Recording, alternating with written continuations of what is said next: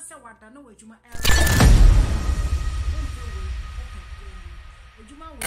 experience beer. It sounds a bit 90% of the job will be done for you. And I face you might win it goes your baby to learn for more information.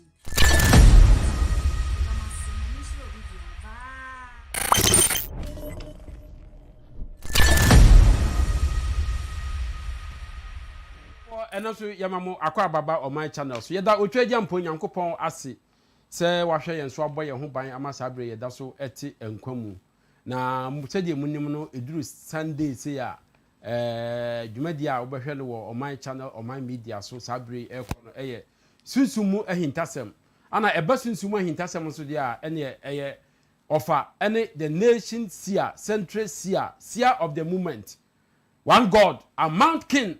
Ono ana otenase na odensem no agu fom na mo amunim mo amu follow on my channel sunsumu ahintasem no edumre bi a enye ye na ye beka ensem a eba no mo hwe na mo time a mo hunu se ensem a eba ni nyina abebam ene medisi abo ebema no because ensem bebre bi wo ho a okan ya ni nyina ye de atotofom a esese medene bo ema no na mo a mo hwe nso mo de mo comment aba si a aka bibi no hunu se abam wa aka bibi na abam a na wo de o comment aba na ye hunu se yes nia ye no amanfo nyina be hunu se ade a ekoso na ya mu date because ebinum efa prophecy no to forma na ebinum afa endi wo a umonita no hunu se prophecy no ato forma na later obi be ma the same prophecy na obetuma ma comment wo aka che nipa no se prophecy we die edikai out of form dada ntinya afi na woye dey wodi eba and then ensem a ye be bo hon komo no emse akompra ko Canada ohene Agyapong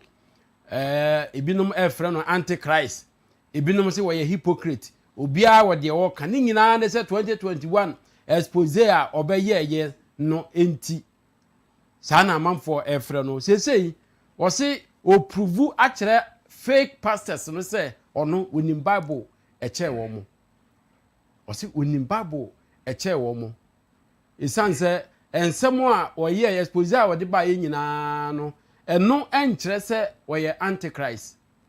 eno nkire se oye antichrist nemum eye no kure a niema boni a ekoso ewo nyame adwuma mu no ote ho ana ne yam hyehye no eno ana ma no etu saa anamo no enti se asofofo invite na okwa moma no enyam nwanwa because we ni bible osum nyame wonya antichrist enne yehun se okopie wo Rev Owusu Bempah asori enne na okoye no ensem a etofom no yebebo video no na motie bi na one god a kire na dwene ayedai afa sansem no nyina eho ene ensem bi a ekeka ho one god akeka ensem bi a abamu yeba yekoba yebeboboso na me de no bo ama no enti gibre fi sabre kosi don hwere mienu mu ne de ene ye enhwimom na nyabotre nyansuo bi si wo nchen na send the link no ema onua na ka kire say nation si a atenase na watenase de eye hintasem nko a bitwa me ho sima me ba ye beto aso oh that I want to count how many times on my channel.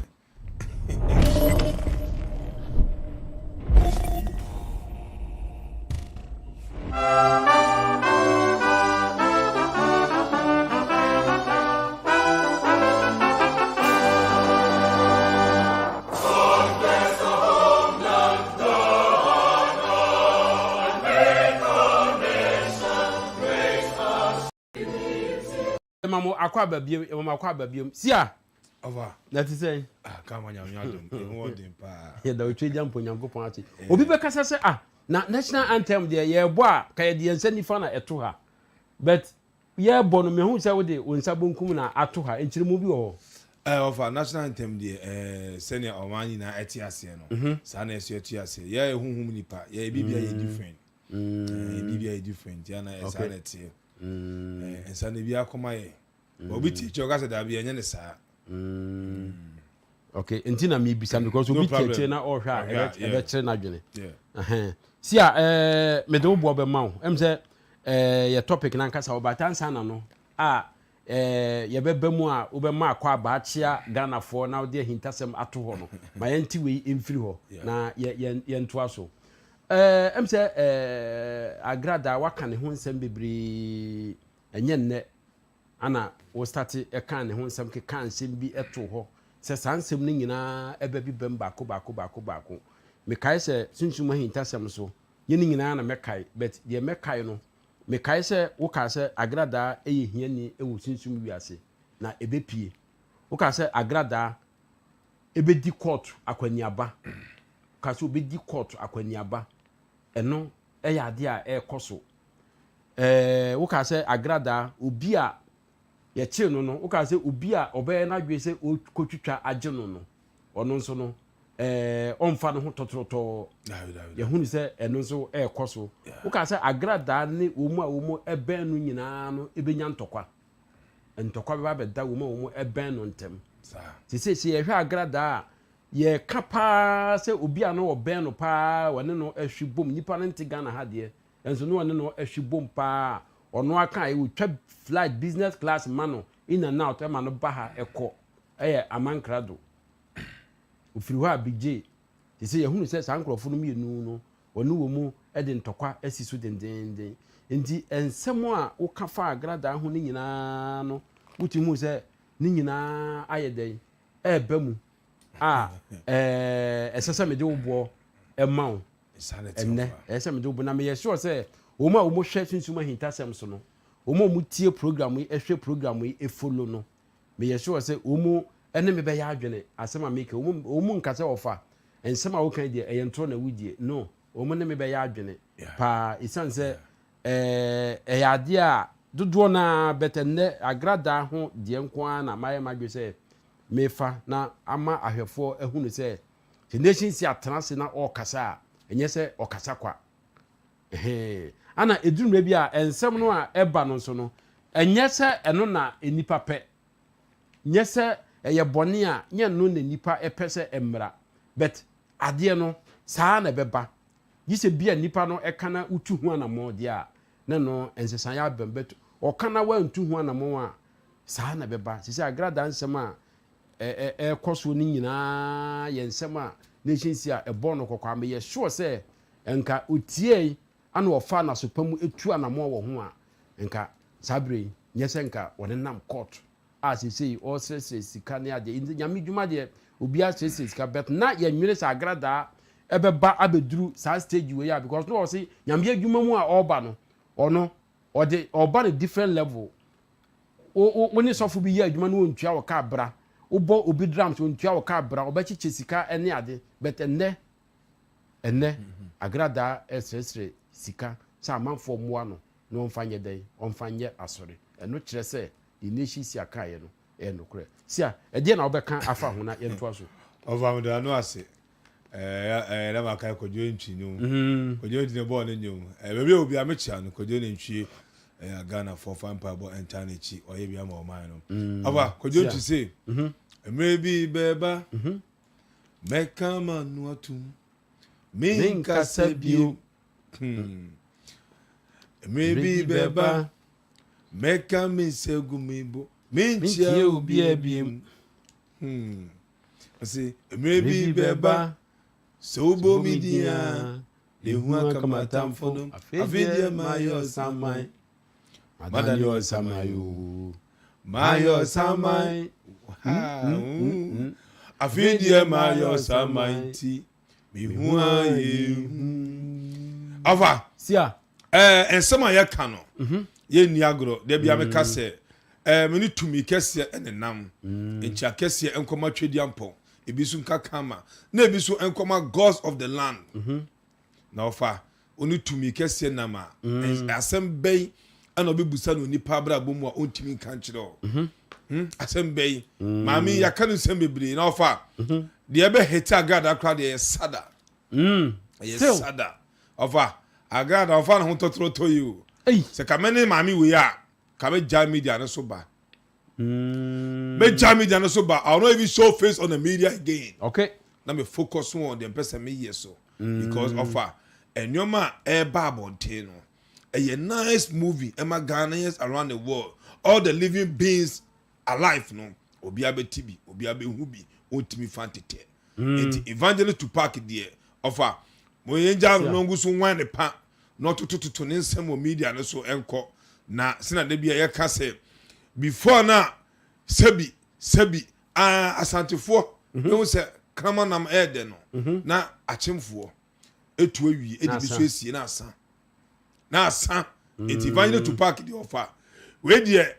the sort me boade amame and 70 the doors ya na ye ka asema enye say kan apene esi. Take your time because you can say spiritual give birth to the physical. It takes time before now ebe piabonte many pade ehubi. It evangelist to park there. Onye sikeni oye hieni. Okay. Oye hieni kesiye awo twi mu time ebe pie our land because oye toilet being. Ono anka say to no mutu sometimes say we are so nipa bia wo toilet o da toilet mu de ono be first because ono fi toilet mu ne bae. Just say toilet being sunsun wi ase. Se ye ka se ye to ahokyere atade e de ahye nipa ofa ye toilet in fiegu hu na asasi so nipa ben na toilet gu hu na obetima ben nipa obi amen kan obi amen etino agada ye toilet being and all the toilet beings are beings who face poverty no matter how rich they become in life offer they will still go down and face poverty in life it will finally confirm asem bia sia be kebia no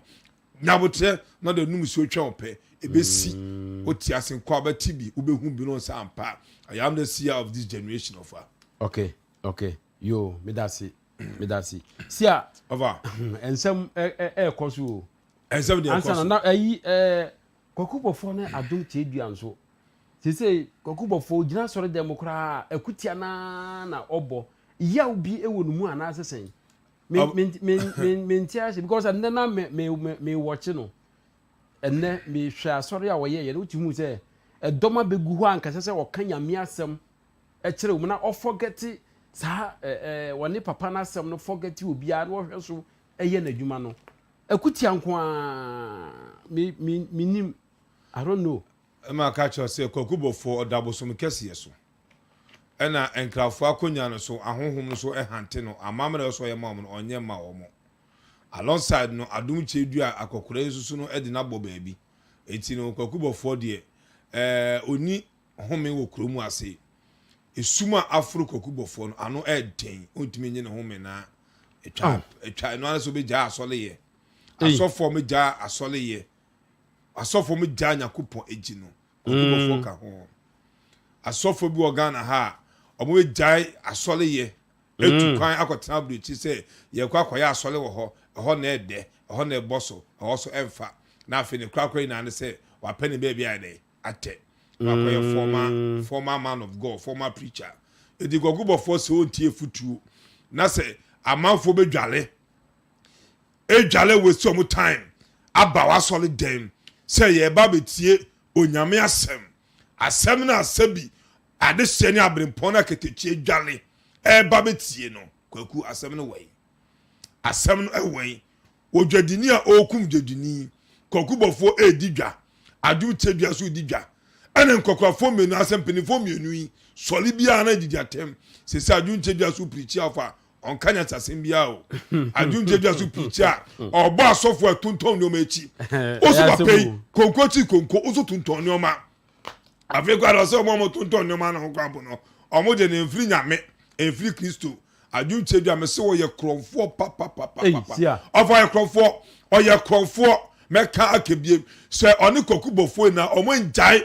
sa tonton no and the rest of the men of God in Ghana here ma yeno mu amu so mo tonton no ma fake no ma Ghana for ebu Ghana for I rich omo ho e claim say Yakupon shira omo de we live to see in Ghana here a nice movie e di Kwaku Obofour de offer home afano e cha kom na afano to me kese so no oda Obofour da bosom so etinene ye ne suban na no offer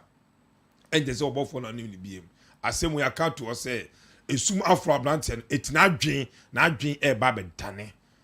na obi adwale aba asole dem ofa obetie nyame asem edi bi ase ne koto dwem na oduru fie so a wabiabie mu aba nsem no edi bi ama ne fie fo ne ma ene na busua na obaya chese entokwafo ntokwa tantan na osofo yi amaso na ogina the prophet so na otomane ase otufo ase okenya sasem ase osayale ase oyesi owie susu a na amafo asakoto correction e the amount Owusu Bempah Ghanaians are not food and Ghanaians will not always be food to you like animal into Obofour na abotre na ya branch wan hwe ni ya enim guase obaji o Ghana han ultimate stand ebobo so ba a nice movie for all the living being to watch offer. Yo, see say ya ti we every one there me ma kwa now the year to year offer me da no ase oh my God na me chiamo abrochefo amagin hini e wo wiase afa na one God the nation sia me chiamo come I share around the world one God the nation sia me chiamo na onipa bia sebi waje mre ni adaje e share my channel video abri bia no susuma intasem da bia wo bia no kama nyame enka ho omo kwantenten na onchire wa hye no fa yi entutu yi man o mind the boss bia wo bia the nation sia one God me chiao onu asefo no mpafo no hwefo na o my pede ku fo do onu dom the MPP code the nation sia me chiamo bia wo bia ministers across the nation one God me chiamo na sankofa John Dramani Mahama the incoming president again sankofa no akosa ba bia obi papa me chiao oni o NDC kuo ye chiamo na Oma unity enreni ensu o NDC akache na ye ento ye Kama this year around the world and Kama royals baby am obi ano the nation see the Kama president me chiamo na our land sanity onipa bia sebi osondaye say ye no elda onipa bia wasondaye ehu dwenso onipa bia wasondaye woni abo toilet so wasondaye sa otete toilet wasondaye sa witia toilet mu wasondaye sa usikada toilet mu wasondaye sa utwitwi w susu keke krampo no we say utwumu tan a 2023 you be din here you be face problem you be face challenges a lot will go on in your life it may for any agro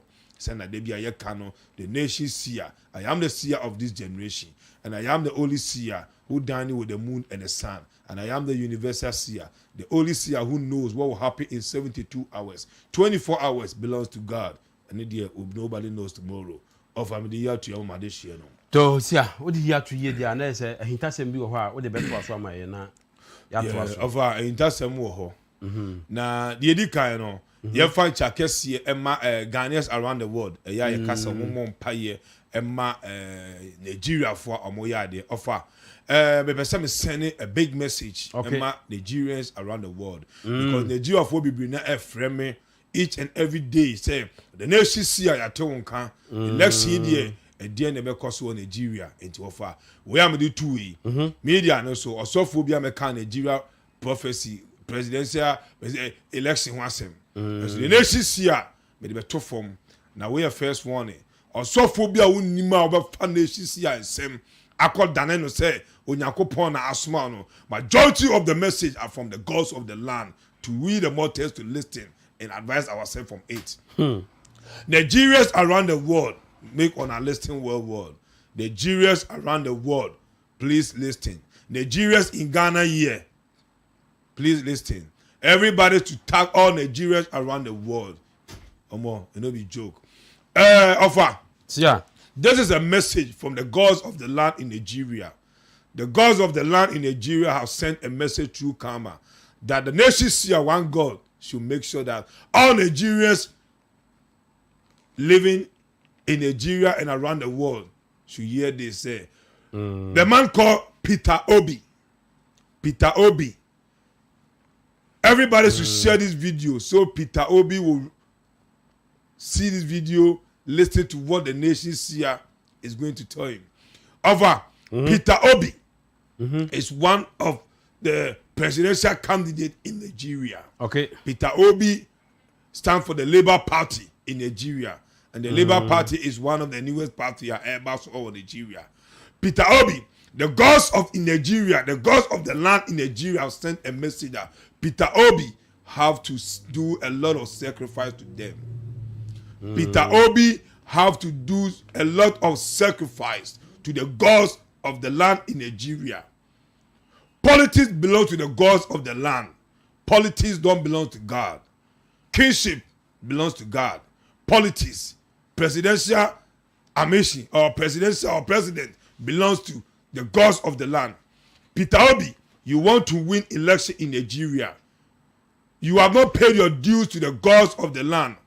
All the youth and all Nigerians are pointing finger at you, Peter Obi. The gods of the land said I should tell Peter Obi that it's not late. It is not late to go back and do justice to the gods of the land. They demand respect and justice from Peter Obi. Otherwise, Tinubu is going to take this election. That man too is an old man. Bola Tinubu is an old man. That man is an old man. Casket don't follow him. I don't talk every day. Nigerians around the world calling me nations. I want to know what is going on. This is what is going on. Nigeria wish for Peter Obi to be the president. The youth wish for Peter Obi to be the president. Celebrities wish for Peter Obi to be the president. But gods of the land tell Peter Obi to pay his sacrifice or his respect to the gods of the land. Nobody will win election in Africa without not paying dues to the gods of the land. No matter how traditional or no matter how Christian you are, the gods of the land, they own politics. The gods of the land, they appoint the one who will rule the nation. The gods of the land, they know who do their sacrifice for them so that they will also support that person to win the presidential seat. Peter Obi, it is not late. It is not late. Atiku has done that. Tinubu is doing it. Whenever you pay your respect to the gods of the land will listen to the masses on land and you will become the president. Right now, the masses on land, they are all shouting and they are all crying and they are all making noise that Peter Obi will win this election. It's not like that. It is a joke. Peter Obi have to go back home and pay respect to the gods of the land from his father's side and his mother's side, including all the gods in Nigeria. They are all waiting for him. Otherwise, it will be very difficult for Peter Obi to win this election in Nigeria. Tinubu is leading in the spiritual world. That old man is leading in the spiritual world. From there, Atiku is next. So Peter Obi, you need to make sure that gods of the land will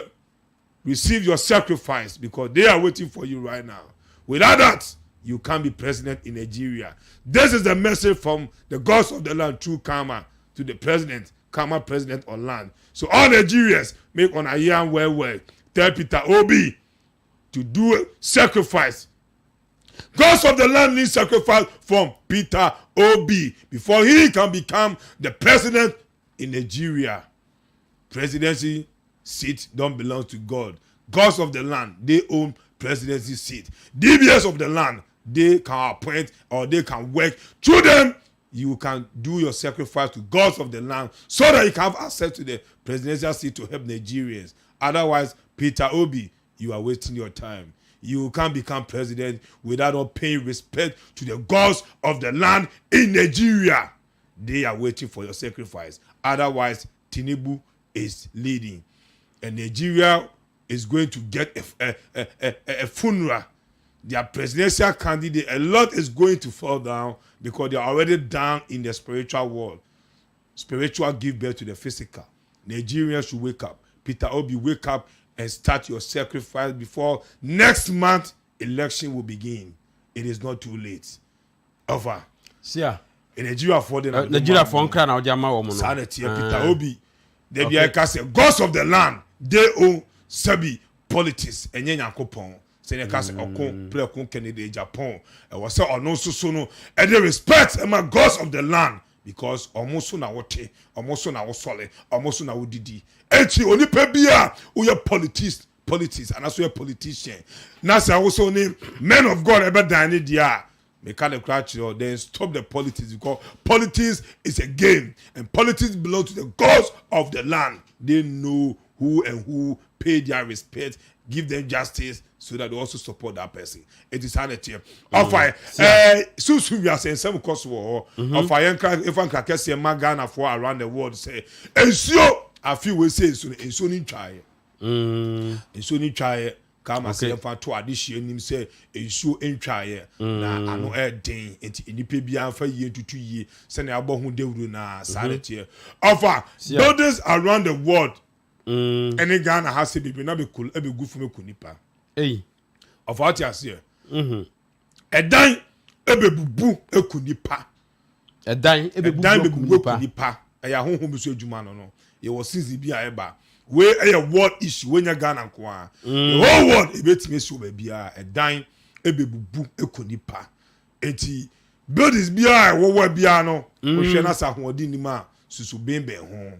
ye kire da e besi because eda sunsun wiase edan e ba be bubu ekunkum nipa of our buildings so tallest buildings edan tinta bro sign ya de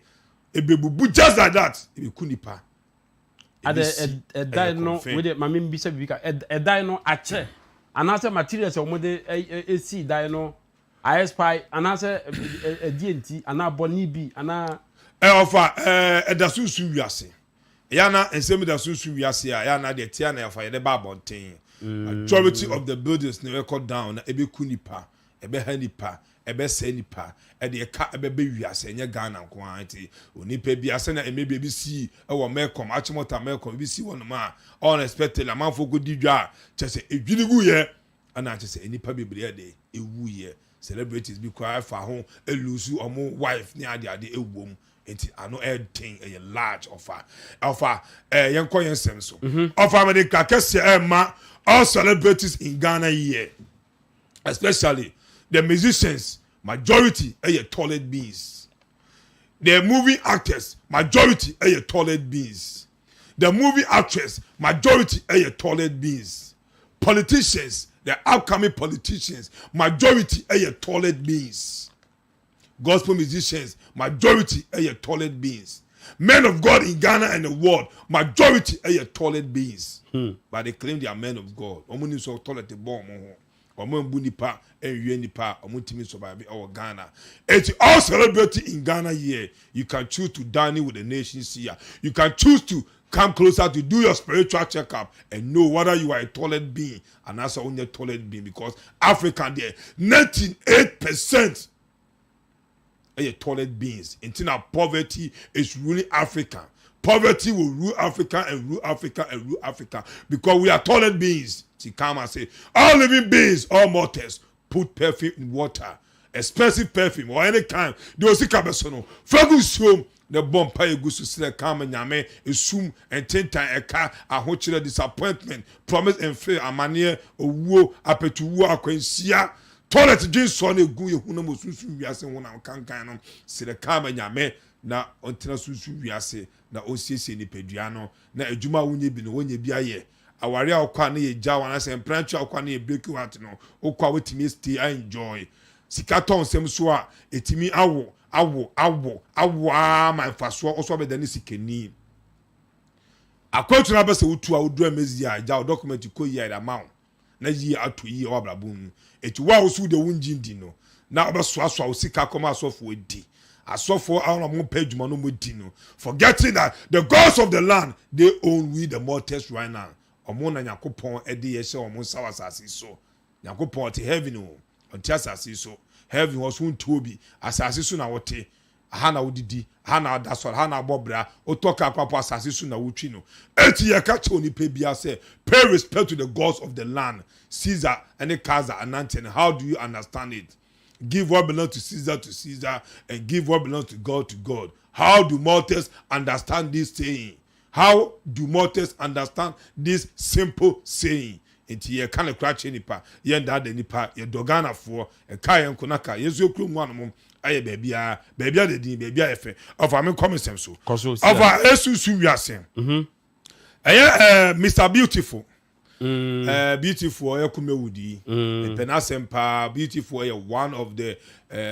best actor in Ghana here but politics in Tino enipa ehunu so mfa so bebre ema ye yini sin chen e wotini mu so Beautiful baby owo bia no esum efini papa bushum abetone so na saa esum na abetone so no ekunimdie bi ba na afanti na esum na abetone so and they how be the beba beautiful abrabo so otimi fantite media beti bi obi a otiase beti bi etimo ka che Mr Beautiful say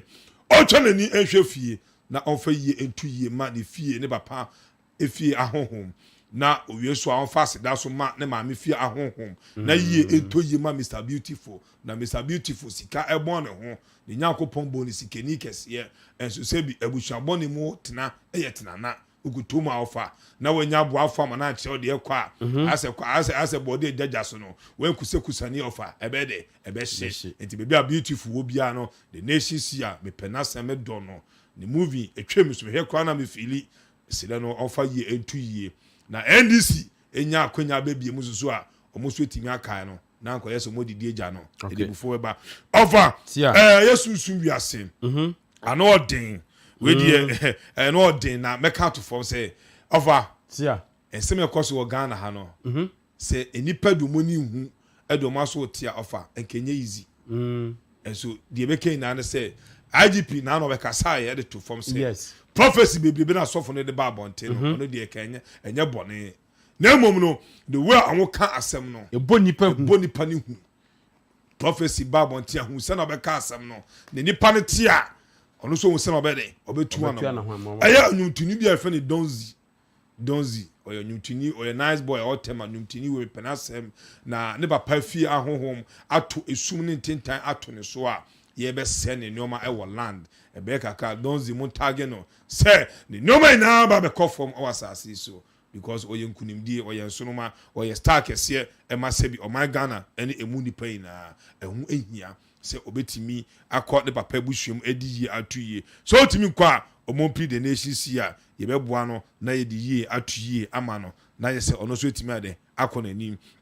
ofa eye menua ba Emilia Brobi baby o ya mechia no Emilia Brobi kumewu star ba akoso no ofa susu wiase ono ade papa busuam ya tu esum atu Emilia so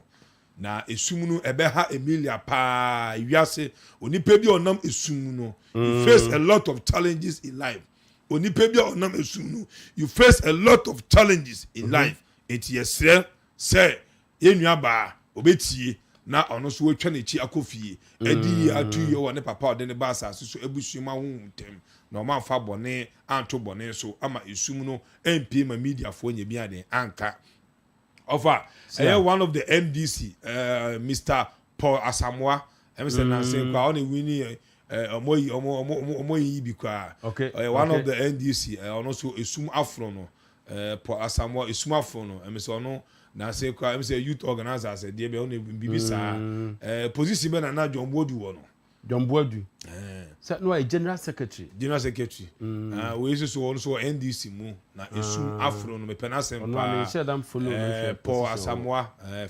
Paul Asamoah Mr Paul Asamoah baby obi an mo target no na mo kan say the nation sia say esum afro no ombomode no ontu anamo na won fa yie entu yie esum fro wa that means ebusuan ofiri mu ada so papa ebusuan mu o ma me ebusuan no mato sa esum na de ato so a ye de asem eba enti no yesire se onipa bia entu anamo ofa me franka kese we so Emma Kojo Sheldon one of the YouTube or the media entertainment or whatever it is no or no so Obwagana Kojo Sheldon one of the young vibrant guys in Ghana here your media no so no odiswa kon about the year 2 year penasem but the way I say Kojo Sheldon the way he the Shatawale they do for the media talk Kojo Sheldon for respect Shatawale small Shatawale be asset for Ghana no matter how bad our artists are they are still our celebrity. We have to respect them and give them that big credit. Kojo Sheldon, the way you the Shatawale they do for the media top, I know they like. And they like your Matawa, they love you.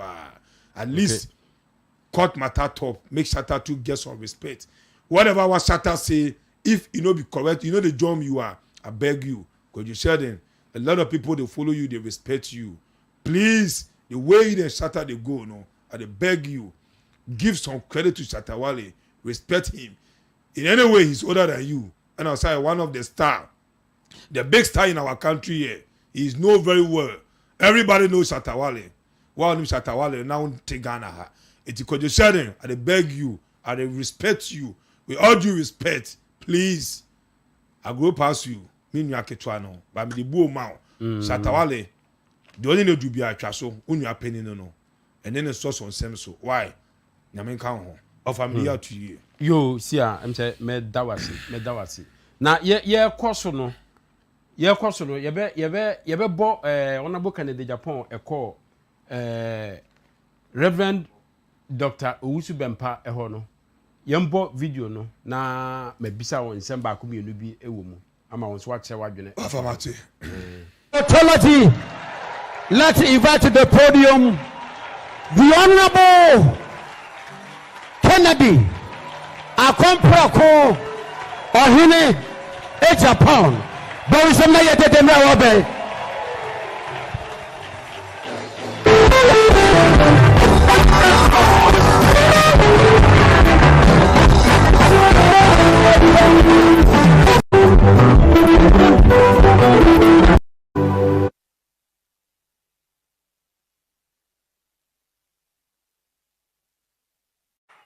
Asorma sofu panyin asofu num a Christopher ayeshema mamu nyina achi dese ene maba Reverend Owusu Bempah asori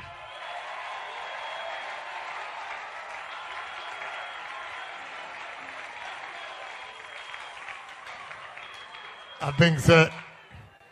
I'm invitation several times. But if you are no, I'm ready to draw them in here. Last week in Ukraine, and another Sameba. And also, Nami sign Ako baby. To be sure, and then the send you Tibiano. Meba.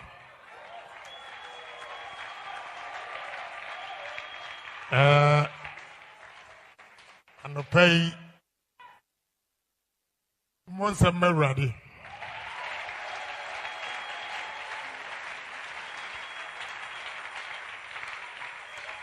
Nentia make us and say, Mitima meno omuba in Bedia dance here. Mebano Bible no chapters and verses are be 5. Na everyone was say me buy and one no can once.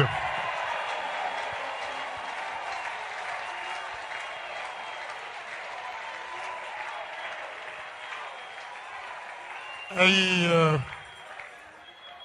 say 2019 Mr. T crusade be na asofo ne prophets a omo nka no kure no meni omo edisiani honti na menimpo say asofo na asem na make no affect omo no na omo preach say me antichrist intina menim me call asori mienu bi na e ka kire me say osofo no especially the last one was South Africa no ka kire me say yes me antichrist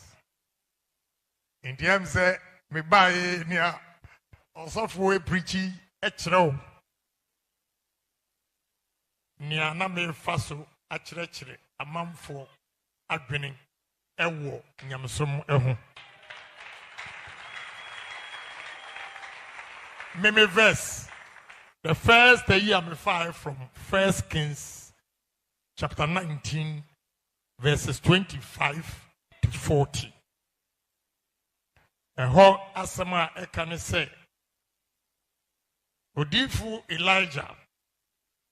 one prophets of Baal ena oni omo etunchia se so omo si omo wo nyankopon bi a owo Baala omo yemfa nantwie yemfa eja yemubuja emfa entusu yemfa ensuo enguso na yenkanche obi amfre ne nyankopon a osom no ni ehu nia owo nyankopon papa enti prophets a omu free bar omu bompa ye kanche by 6 hours ejano entimi anso anshi aboano na Elijah kanche sufre newurade na o kire say Elijah was a true prophet. If he said Emra Elijah a bomb pie kire urade no odieja ebe she aboano bibia ma ehun se ampa urade ewo ho na ne okan ni se eye ba prophets no mo ye fake false prophets. Elijah emachi wo mu ko ensuo hu ema hekum wo mu nyina. And we are Old Testament. So about New Testament, Matthew 24 verse 11 and 12.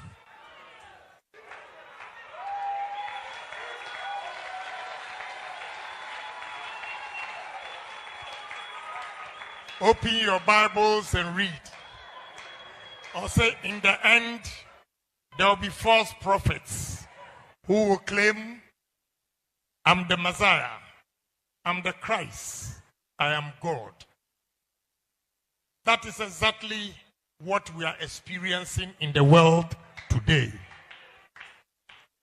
And the Reverend Obofour Bempah, before I say, may walk back through me to next week, and I'll be ending. Adia bakwa misra and say references awa ye nyina e pese ye ne wa soro dem hai ebisa osofo se na ye beden and ye hu prophet papa ye hu prophet a engre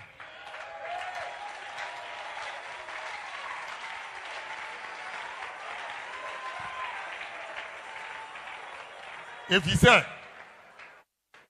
Wakwa Jehoshaphat Mamifa Gideon and Tuaso Judges chapter 7 verse 1. I want to prove to all those fake pastors I almost say maybe antichrist. I know the Bible more than them.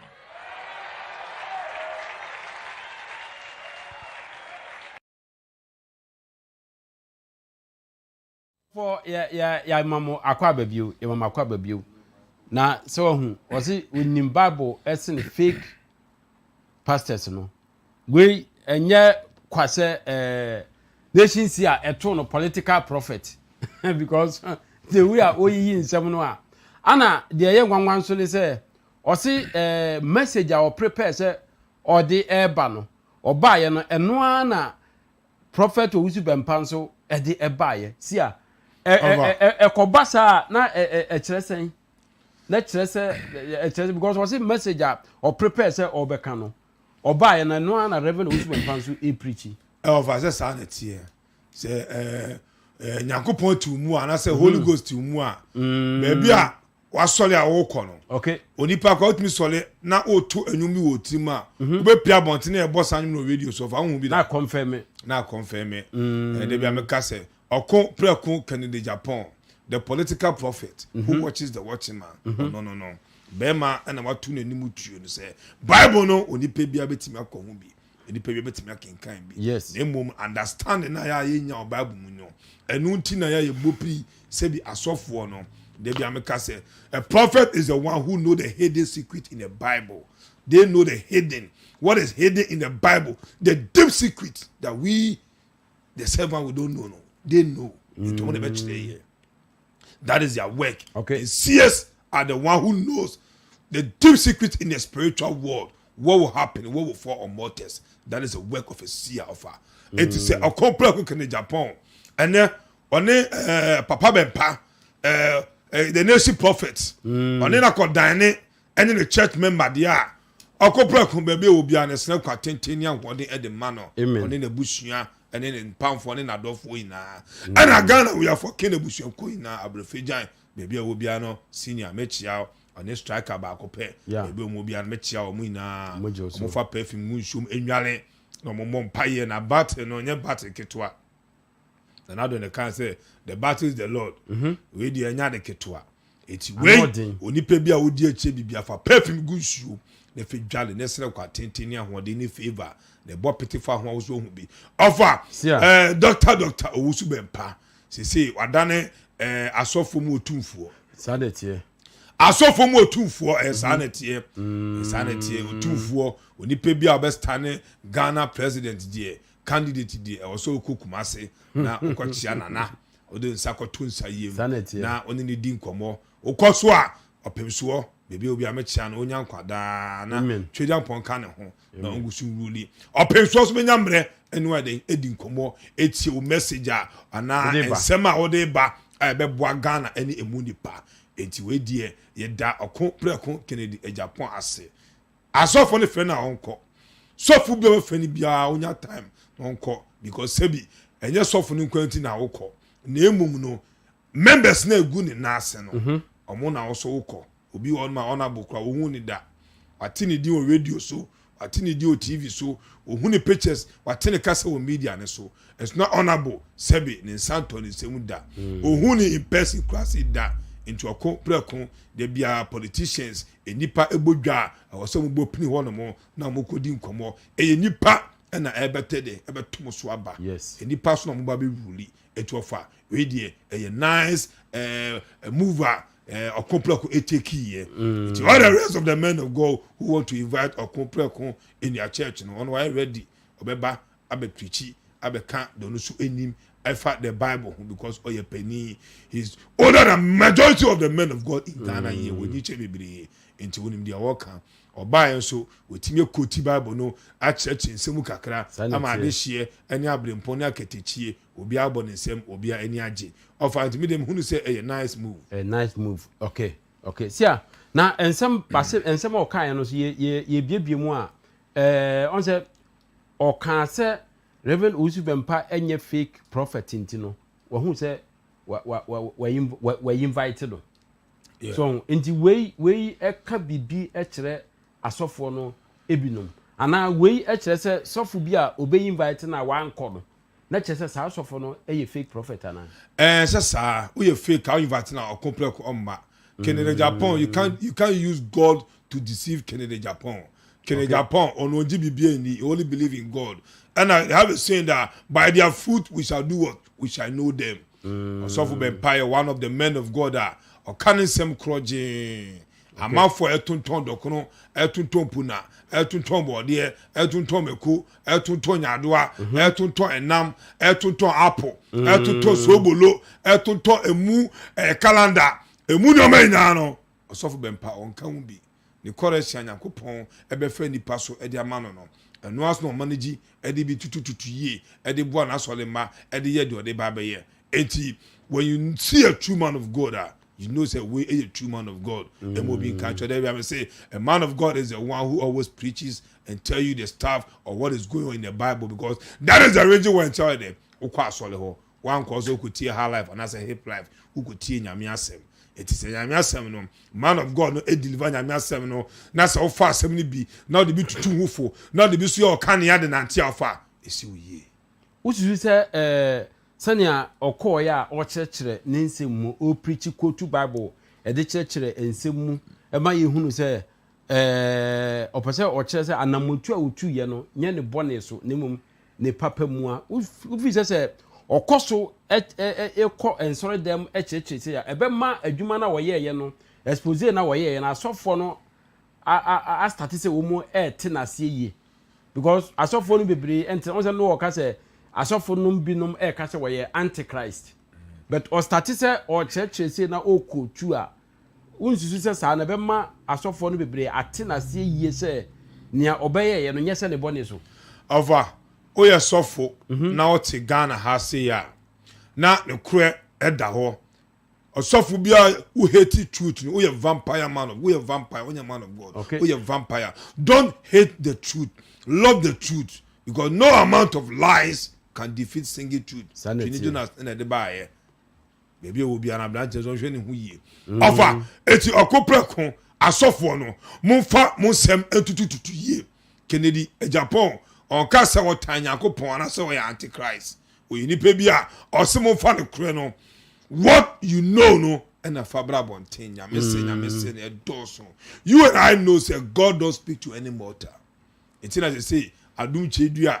who say me bode wuro say Onyankopon ni pankasa Onyankopon ni pankasa no eno ti wo wuri say we angel because I know there or can dey format ne be chi or can say we angel there e be to amanfo tirimu say ne nyabre na all come angel no eti asasi we so asofo na asofo amena say asofo bia frɛ me atete me ne me konto kwa say mimi nim na me mesime gunya medwuma Ghana ha dia ene o matwi toba me so pa because mimi ma no aduane e bo wo mo say mesime amanfo entua so seed biem na asofo so de obi frɛ say asofo ei me ho kire me wiasa me ba ye me hu so ye adwuma na egu aware na me kɔ so ye jai me sika to me sema na ase adwuma na menya bi so ne apam me menya hwe na oba osofo na ase se osofo hwe anim mame a osofo bese be so seed and sana ma hwe no me mu amawo any man of God a udi can request for so seed and sana wotimi nya time etie messenger and I say asema onipa no ede banya me anim no o man of God o ye criminal o ye thief o ye criminal and o ye thief. All those men of God that abroche for the Ghana for framework and I come and sow seed, you know. As I say bay and I wonder him sow seed was so. As I say bay, they say that they be able to become fair salary of the month as a fair debe fruit and also most have a JJ only pass them. And alongside no, you should know sir, the Bible and the honor o can sempani we are correction also told at the mouth as of for ye now so for me sister Onkonya. O light our boka wa powerful di wechi sa na tie say no akọ upgrade to the extent say debia no mudi bi kikan ka ho Ghana for is fed up. Ghanaians should pay attention to the gods of the land come abesie or baby akwa asole be 10 years and so eduaba tabo ho ni twa ye twana because of ne papa de ne basase so we ko na ne papa de ne basase so the fear home and na omode ebebre say na hawato ne so afode keke no bebo e de amane papa fia honhom na o magya no obi dia sofo chia be 20 years na we wasting the time, we wasting abrabo, we wasting energy e wa sofo ye chi emfa hwe mre no obe me bi so siso we dia sofo chi think he said God in heaven ebe man a favor ama ye ato ye. God don't speak to any mortals. Gods of the land, they own our success and our destination. Onipa bi afre busuam abusia bi aso honhom adem e wo sunsun wiase and ebusua penity land and ebusua pani obetine fie egunsa aya amamre afibia na ye atoyie ama generations na eba no and ebusua pani wuri out America one nkola ekosamo ho ebusua pani wuri out London one nkola eko champagne ho ebusua pani wuri osi Europe baby one nkola eko ma ho and ebusua pani ebi ni Ghana ha ubekwa busuame so kwa ukwa busuame so hebusua pani till London ebusua pani what 60 years eko 70 years no till London a wo ye de wo o mabru ni krum eye oda ubeka ship mu na abeka akwatiom na abeka Ghana fam wabru chiri monyinyini mon kan se mo ba wiase no na fo no ebo kwa to mama so na mutu kwan esanse wonyi bibia nti no utu kwan enkratasem aye basa adwumasem aye basa sikasem aye basa awaresem aye basa why is zero being on land because everything you do or whatever you want to do no and you're successful man would have cost down software abra ubetwa we chia befie abebusa se eden ekosom abra bomu no na ya hwema cho se o maame ana o papa do ba asase so na busuo mu ahohom ademu no omo and omo demand justice and respect for just a simple mortal sene wa bra bo be koso now the software chi software so yare osofu so ntintan afro no osofu susu wi to toilet gu no ho otaku ene o simple ademano ene man ye bema otaku ene o simple ademano ene man ye man of God otaku ene o simple ademano ene man ho ya kono ema mu so yakopon esa no yakopon bi asa osofu bi aye azan nkadabule ene mo ye okromu a etu sofu bi a oto sole autonton nyoma one God the nations ya me se o ye kromfo o ye thief and o ye criminal and o ye scammer munjai atonton no se motimi a kire bible mu beebi a Yesu Kristo ebe tonton nyoma ema eni power asase so a na means mu ya kromfo It tells us Adom Chedu or a Cronfo. No, I'm not afraid to say over and over. Adom Chedu a Ghana for or a Cronfo. Adom Chedu a Basa obe ye kunwa say. And so munim susu for or a Cronfo. A Cronfo ono mo ye.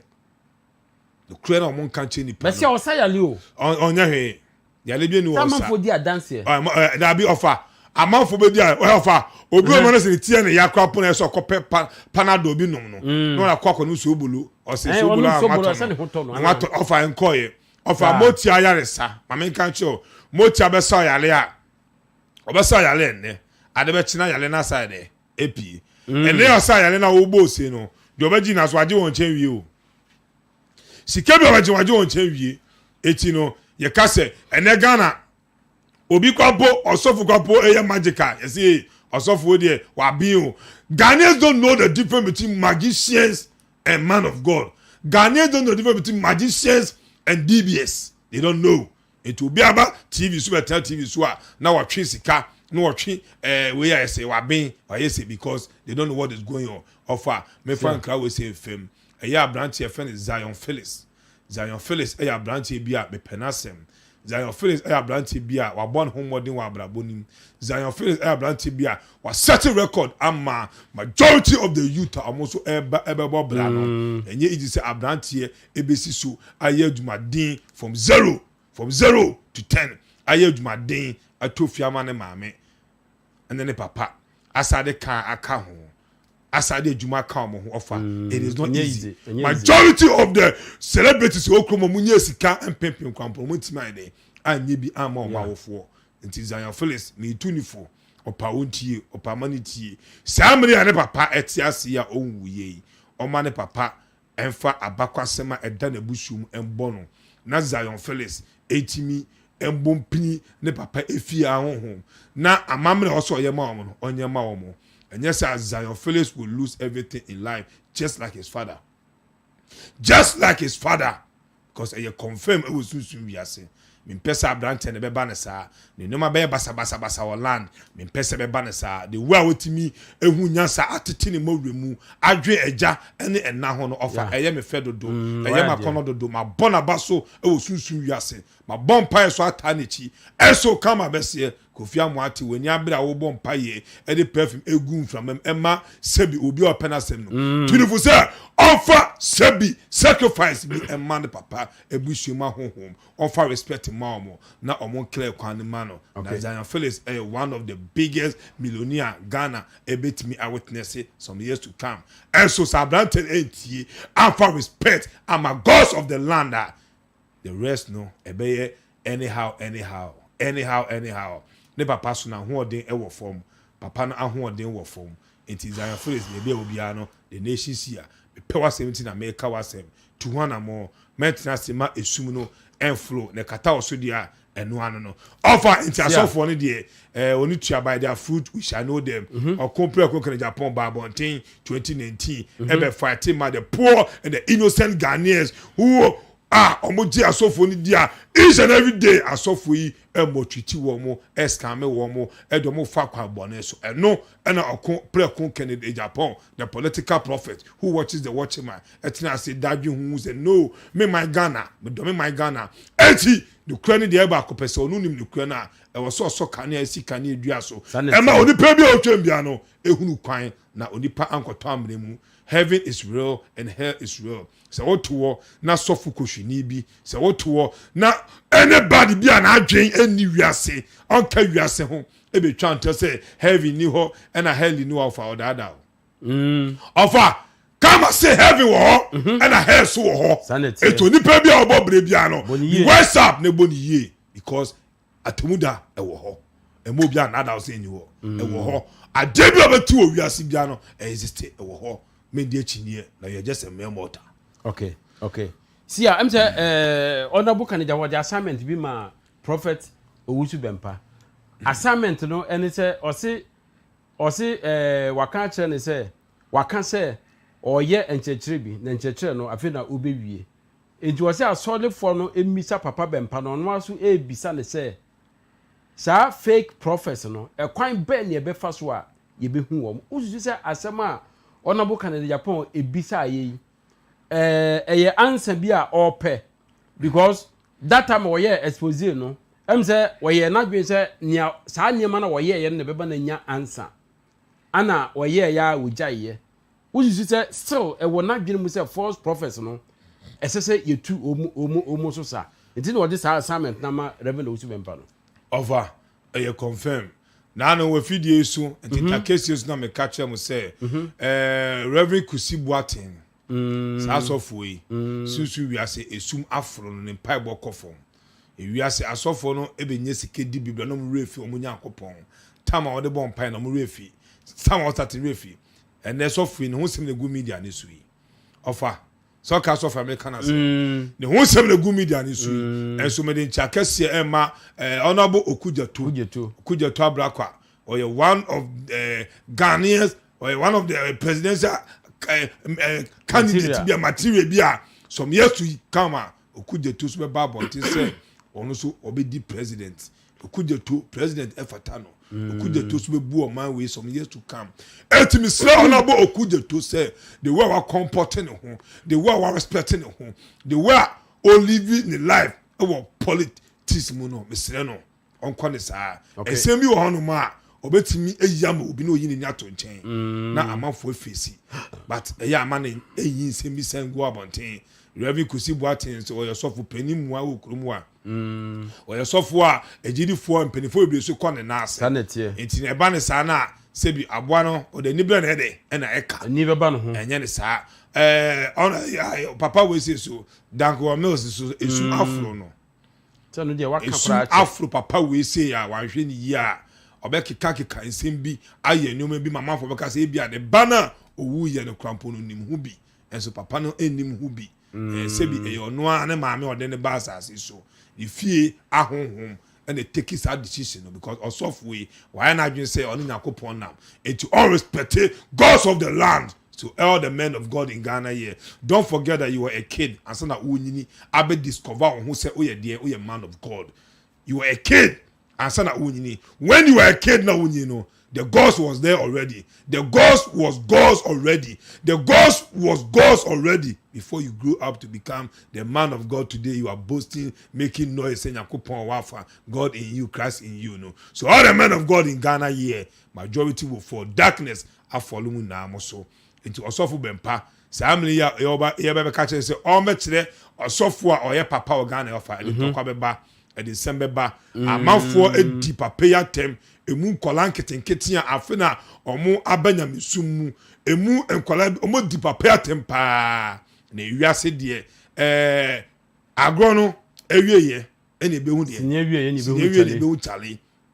enti honorable sa asem adwuma assignment we dem sire no by their fruit you shall know them. I will know them and you also know them. The way they talk, the way they preach, the way they say their things, their attitude will tell you and I say they are not God. Okay. See, I'm making comment no ba kumiyunu bi na yentoa so. Sally, was it good evening one God? Was it good evening one God and Wafa? How are you doing? Yahuye pa. And Martin Darling, was it good evening to you Wafa? Or maybe you was here. Was it bazooka? For bazooka. And to you, my daddy, one God. It's me, Shamuna, writing from Italy. Anna Vivian Oben, was it please? Good evening, please. How are you doing? Yahuye pa. One God and Wafa. Anna Jerry Bath, was it good evening, Wafa, and one God. Bless one God. Bless one God protect. Was it bless? God bless. God protect you. Oh, yeah, that's it. Anna Francis Watcher, was it good evening? Anna Bad Boy sees you. Was it good evening, Wafa, and one God. More blessed all the Karma family watching you from Libya, Tripoli. Anna, when she Mary appear, was it greetings, one God and Wafa. And so, yeah, Joe, so. Anna Jerry Bath, was he Was she the man of the world? God bless him. And someone comes at me and protect him. She the truth man. And the Ubesa baby mean who and train ye. Anna Edif Nyakon was it good evening, one God and Wafa. God bless you all. Yadasi. Ye better can kite near war or my media no echo anymore. Sia over. Beef be Esther to social media no so. Ye went free on after ye mungura soon some no ankasa. Ye who say Daddy Lumba any ampon. There was a time I check kakra ye umu adwuma bom to nyom bo nyom be 5 bi ni ade bi ebom a ho no ensem bebre na esisi ye na ampon ka se asisie bi abam wa hu no so nti akasakasa ba ho na umu twa so no ye nte se bibia akoso biem nti ampon si obi free Daddy Lumba kam be ka kire ne se Daddy Lumba ehye nwum bi a obebo atia no kutia nwom. Indi amponsi wonu de na dwene wo so se enwom no beba akyede because issue ni si ye ne ma meka kire ne se ma onkasa enti ojaye kasa dan se ehun se Daddy Lumba de adwum bi aba se ofo de kansem fon ni ade enti ampon age sa asem no ama no ho se enwom no a Daddy Lumba obi free Daddy Lumba kam beka kire ne se Daddy Lumba ehyehyɛ na ye ono ampon nti na o hyehyɛ enwom no aba. Indi amponse ono nso aye ready this week na mu no ono nso ebetwa nwom de a reply Daddy Lumba na sia one aba out abeka se sampon epani ni tie didi mu a ma onye na dwe se obe reply Lumba wakeka nsem bebre se oye na dwe se o de nwom bi ba abe reply Lumba enwom no kura beba no onni hu sika obe free atiasefo asase so asem yi uhu ne sei one kasa sia one Siawan. Oyo sofo. Siawan. Anya abranti ya ne papa ene agrada etwin. Siawan. Over. Ampo mechia no. Charles Kojofosu bebi obi ano Daddy Lumba Africa, Ghana and Suma ba kono mechia no. Over. The great Ampo or a disgrace to Christianity. Ampo mo target said the nation siam so or a disgrace to Christianity. Because of Adom na meka sa Nyakopon ampo also ye sofo first all the sofo die ba bonten SI e de sebi enwum to gospel sem e bae ampo otonyum kama de bia meka se ubedi Nyakopon echi e praise Nyakopon na se unfa respect any ebuo e ma gods of the land you will face pepper and you will smell pepper offer ampo the carrier ewu the carrier as a musician ewu the sika semsun koye ne ho kire no because ampo ebusua ofiri mu no ebusua no mpeyedie ne papa de ne ba asase so ebusua mpeyedie ne mama de ne ba asase so ebusua mpeyedie eno no so person odan star oye stardom e kire bi na ono so etimi asankwa agidi Yakopon abo amene SD phone mu ebosu na waje agboso na otototo ene etie bi kakra ofa na ampon se oni Daddy Lumba Kojofosu abobra anasema adwuma kwapo na se we nya abotre ahwehwe mu yi a ofa ewiaso masike edi onim kan bibira ofa obeyi kohweni basi asisi nso ayi omes dabi ofa Lumba legend bia so oni na ma privilege class oni Lumba ayenyon ofa we should respect our celebrities. Lumba dey packet o Lumba in America Abofru kwa tuni di Ghana Michael Jackson. Okay. The only black on who to shut up theater down. Only wine. Ampo, you baba ben wabo. Apart from gospel wabo. Sebi, wa ba pe fia honhom. E hwe toilet egu ho a. Osika sem, oni monyam, obi bia akose fom yi. Ampo onwene ho. Ope ho akwan. Ope bibi no onye. Se o activate akwa di otibu klasa. Ampo ni nku cross akwa pasa. Se wa hye. Wa yetum. Oh. Bema po ho de opo ho sa yeden. Bema po ho. Bema penku papa sra. Pedro ne papa di. Na wo skin no entoso. Oba ene siesie skin po ne ho ne ade. Bema anye sa. Eti ye ka kire ampon. Se ne niabre. Se obetwa nwom. Abe dese Daddy Lumba. Lumba all reply no. lumba started boy ekutanum enye those days na me ka say yes Ghana ha opobi ogbo ekutalumpa na lumba edu be bi no jaye ona start say obo odonyum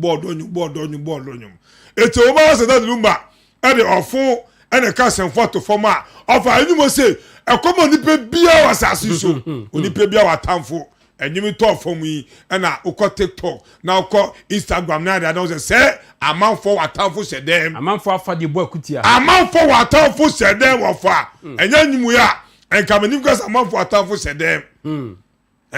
na no landlord bi tu ni tenant enyumu ese wunti papa no solo enyumu ogbono no ofo na cancer fo obi esi dan ya wodem no wo se toto ayempa na passe ofo na cancer fo landlord tu no enyumu tu no ofo tu no eti ampo se ne carry wu a na ne carry no ye sie no susu wiase etimi result bi say Jesus Christ dia enemy tu no for say ampo o solution dia the nation sia onfa sabi etopaka sie en command papa fie ahonhom dem ne mame fie ahonhom dem na toilet ni dwenso no de yini ni pedua no emma na nimunyam enyina so no emma sika ncha nsem no emma promise and fail na dan ablabo so disappointment dan ablabo so e den nsem na MPP fo an kan kire no promise akese de man no so ene MPP bi dia de e je be pa na ampa wunyaye wenya hwe so ne that the lumba anama just obi on lumba na bi obo lumba di bone lumba so fa on that be of lumba on tisa because say aya de bi a eda ho of lumba on tisa lumba na ni mbre ene me bi lumba on tisa na emom no wiase say be meka say o ya Ghana ni na otu kwan a baby a Ghana for enkontantna ho wo sika pe foreigners mu na tena ne bo bra na onua Ghana ni on twe ma so be koyie unua Ghana ni on preso be gidi unua Ghana ni on pese sebi akontuma ne wo no usu be di ye na ya bo odi anase Ghana hampo ya bo odi obi a pese kono nko na emu ne din wo kromu a ono na wo sika ono na ho ofe ono na bo ne din a eto akese enufo akese na wo so esalutulu ne o sampa o yoga have how long will this continue on the great ampon between four so oni no be yes or by reply that the lumba o kromu ase ya obaji na nim guase obaji na nim guase lumba akuta ni mo de ba bonte the great ampon met me say subo say lumba onu hu time oni Roland roro oni mu time kapre that the lumba obo ne bra o onu kojofo so na mo ko yare eye paibo bi ene kita kojofo su mu a sebi ode tiase a nanu last year yi ye ba pakofo kofidi ewuo baby obi amecha no express and kufuo and then a pamfo and some of the men of God and some of the dignitaries in Ghana here omo na esia one ni nua na champon for so many years and penifo started nyum tuwe edin tokwa ni beef nkete and asa ka nyum ekwe ka se na champon ko bo ma no es na champon jama na ho now ampo free fa ampo onya highlight musician uye gospel musician se nyakopon ensem no ampo una ode gospel ebe da ni beef okromu ana una ode gospel ebe da ni beef okromu ana the great ampon mutu ni fu se accommode no se ni abra aduprema accommode no fa na accommode na de no chiri accommode no na se ampon ni abra yes ya no aduprema the 2 years na so ye Flaster house wa ya ejumo ye ma MPP ongo no go je ka kan se ne ho no jada de lumba maye ye Charles Kojofosu no ye fani niagro Charles Kojofosu was there before you ampon so respect him put respect on his name put respect on oil on the carrier men ko ye na papa fi ahonhom enkofa owu meto so na Ghana fon ka se lumba na dey ekun obere lumba nya bifa na owu eni ade lumba nya hwe wa fi ahonhom na great ampon ye pusu kakra ye pekwa bi so fa so yi we firi wo ye you firi o wi a yes lumba sana siawa e ka se e mane ko reply say ebi no na no Roland ya onu ne papa fi ahonhom e dane na pache e dane na boa e bubu ni stroke na onu ankoye na sebi ahonhom be mu a omoboa na Roland aye Roland no ono so na say that lumba and the call baby that lumba na ke bubu no ni ade all this fake lie forget to say your family the family you are from no the gods there no they demand justice and respect so ni pay be and for respect ama the gods of the land from your mother's side or your father's side you know believe me or not peace on land don't can be when you see kai be shit abrabon enim guasie ko a majority na e boss ma mu didi esan kwa no mu gunsa e ya mamre e ma gods of the land every year na esi afurufuru so a akoyi ama omo o de oso hu Nyankopon ti suru o ti heaven ho on ti asase so ye ne ahohom na ti asase so it is all for buo ma wo mo na be wuri so be call heaven ho dia great ampon to hufo that lumba enye otipi enye class no e wo music mu so o probi ni na twen abanta e wo music mu dia ko na ko pay George bless mu ni obaba Christmas na no mo tintale so omo so mo nya ready ma wo ye it is a great ampon so carry ewu a me fa bada de lumba so ye pa cho kojofosu ye bo ne ho ban otiase eye de enya hwekwapo no enyumo de tu fom yi ama sabi yesu ya tu bia ne ye to obi a watamfo enyumo ne nya wo dia enje ma ho se ye wonti no bo ma o lumba ni hu time yo sia mate na question na kam be bisa na odi ewura mu no se on se dodo na omune daddy lumba isan a ase at the end no the dodo na die sia na se daddy lumba sisi so omuni brade I don't know omuni brade offer mama catch the sickness of Ghanaians or blacks they want to say she say me start to say me come in same part or my channel has see uni ni badodo around the world I just say ye to camera amame ye set office amame ye mame baby amesumi ko bie me die one god ko bie o die say ye nya sa eya mo fa kwa mesifa kan esua sebi abrabo wiase kwa mesifa kan okose ni nua ketwa despite akache odibuo ene adwumaden ena se wasan kwa sa birisifo ato nkase pe kwa mesifa kan so wonko baby wo no ye okay ana kwabra dwuma wuri ko ye ne kwabra dwuma wei sanete eti kwa mesifa kan na motu yesi bi ne kamo ma item na ko bie mi YouTube misma ko bie bi obi amehwem wo ho enibre be no Ghana onu obi ye adwuma kwapo na anaso obi adwuma bu na ho o tare obi a so ka sempa na enibre ti no osmi ko bie mi de the nation siamente sa mani brade o YouTube sika mani bri YouTube sika da na mum ensempa ye nam YouTube so eka e ma de sie ene Ghana fo beti bi no eno na nation sia kama ene me nam enye se mi ko bie YouTube ni bi ko bu amanfo entwe YouTube sika mimini sa time no eti wo to no ma na se o bobra na no obi ye adwuma na adwuma do ba bi na se o be so bia pe bi furo bi na ye na no independent tem na ye de enye fine Ghana de ntisa ni nua bi no kwa wa bi na ogu ni nua ne de no ye se ye ho ena ye pe eti me tuf obi afo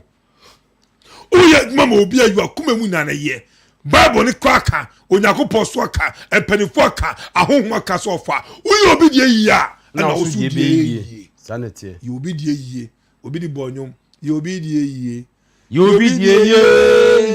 yi now just why yi yes Obofour mi so fa ko be wa botia ofa ko nyabotia ehuniye se de bia no wuhu ya the boss e pado ati the boss ye for the team ma me fa body ni ko ati da ko de o jari tiri tuma na share sanete ana chairman buy no ene fa no tiri ko ene ene me fa body no eti Obofour enim se ado ati no one ne yire ne ma ene ekokọ wiada pa ofa ko just esi na ko orere hu na yi enso na onim se sebi eno na ekwa ama no etu ti wiase a ye obi de ayie na wo de so ade ayie obe obi owo sika obi awaji din a bre ho ase kusua nyansa wọ ne nche ekwan da de lumba fa so etimi holding music na from the 80s from the 70s the 80s the 90s eba no enya adeketwa enne musician ebonu ba ko mi pino atiada atofom yentini kebiem kojofo so bi anto no it is all belumba mentri sika ube nya anaska ne beche na mom no nyansa na wo lumba tirimu no nyansa na kita kojofo so no brain kita no ena kosua bi menko ne ko prisika ho greedy people who base obi anamo ne ko kusika ho ube obi anamo ne ko kusika ho ni pass we senior chen o ye boss chen wa didi chen the whole Europe obi anu onim da de lumba German Europe kwa mu tuche man ablofo ko tuche man the only Ghanaian no otonyum o German mu otonyum e wo German mu e ma German for kwa timi repeat so don't joke with him ampo carry ewu kofie kogunsa koya mamre na Yakopon onimu Ayasemo. Ayasem. Sia. Over. Yeguso. Say ye monwura ha. Sia. On say o ye start ye na ye program nye nnenko. Tambia wo ka say ye the toilet agu obi ho. Wo so da na ye the toilet agu ho a ye say wo so da na watia toilet ma. Wo so da na proper toilet so a. Wo so da na wo bot toilet tra. Wo so that is a toilet no de e yade a eni kwai say wo so da ye ehunu ehun bibia. Sharp. Even eni kwai say wo so da ye kura hu say oba eja na nan. Eni kwai say uhunu san enema bia ndi no eno no ye ade a ahonhom enam so eye nipa esene enema bia na. Over. Ewiase won. Your toilet beans. Even abrofo company be a toilet beans. Abrofo be a toilet beans. Toilet is now my poverty in the spiritual world. The whole world, not only Ghana. The whole world toilet. You catch us a susu wiase. We busua ato ahochira tade ahyewa. Poverty atade ahyewa. It means ohia and oba be di wasase so. Offer o the physical crampo no. So o kwa jana gu ho abonten a enipa betima ben ho. Da bi. Enipa ben ho. Akwase obi a wada aso da ehun wansena. En wansena ya abo ya so da ehun wo mo. So da ehun wansena enya de papa. Eso nipa bi wono ma o ma fane sa agro. Offer toilet beans. Ma me cho toilet beans ni bi. Toilet beans. Eye obi a sebi osisua odidwa na egu. Odidwa na egu no akodi no abeshim na egu oton ade na egu no akoton na japade asabeshim na ase egu say nipa no oye toilet bean the bush of film no toilet na de edwira no ohia ananchen toilet bean eye obi a opa adwuma aye wotu kwan ewo abrochire anase Ghana ha no ma opa adwuma aye obe bra okita energy no to work qualification no okita bi na adwumu so ate obe bra obenye adwuma ni bi enso na ketua eye kete toilet beans de bi no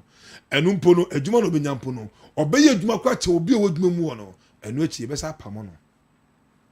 ye be pamo no just like that onye hwe ni yin free adwuma no oye toilet beans offer toilet beans no ebi so ne oba osisu a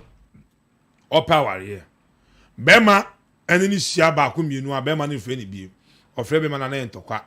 na be mane ko ebinu no toilet beans ebinu no toilet beans enipa sebi we skasa me kwa koto ade na obi ascam no adis can finish either say physical or online or your toilet beans because toilet beans sika enka mo ho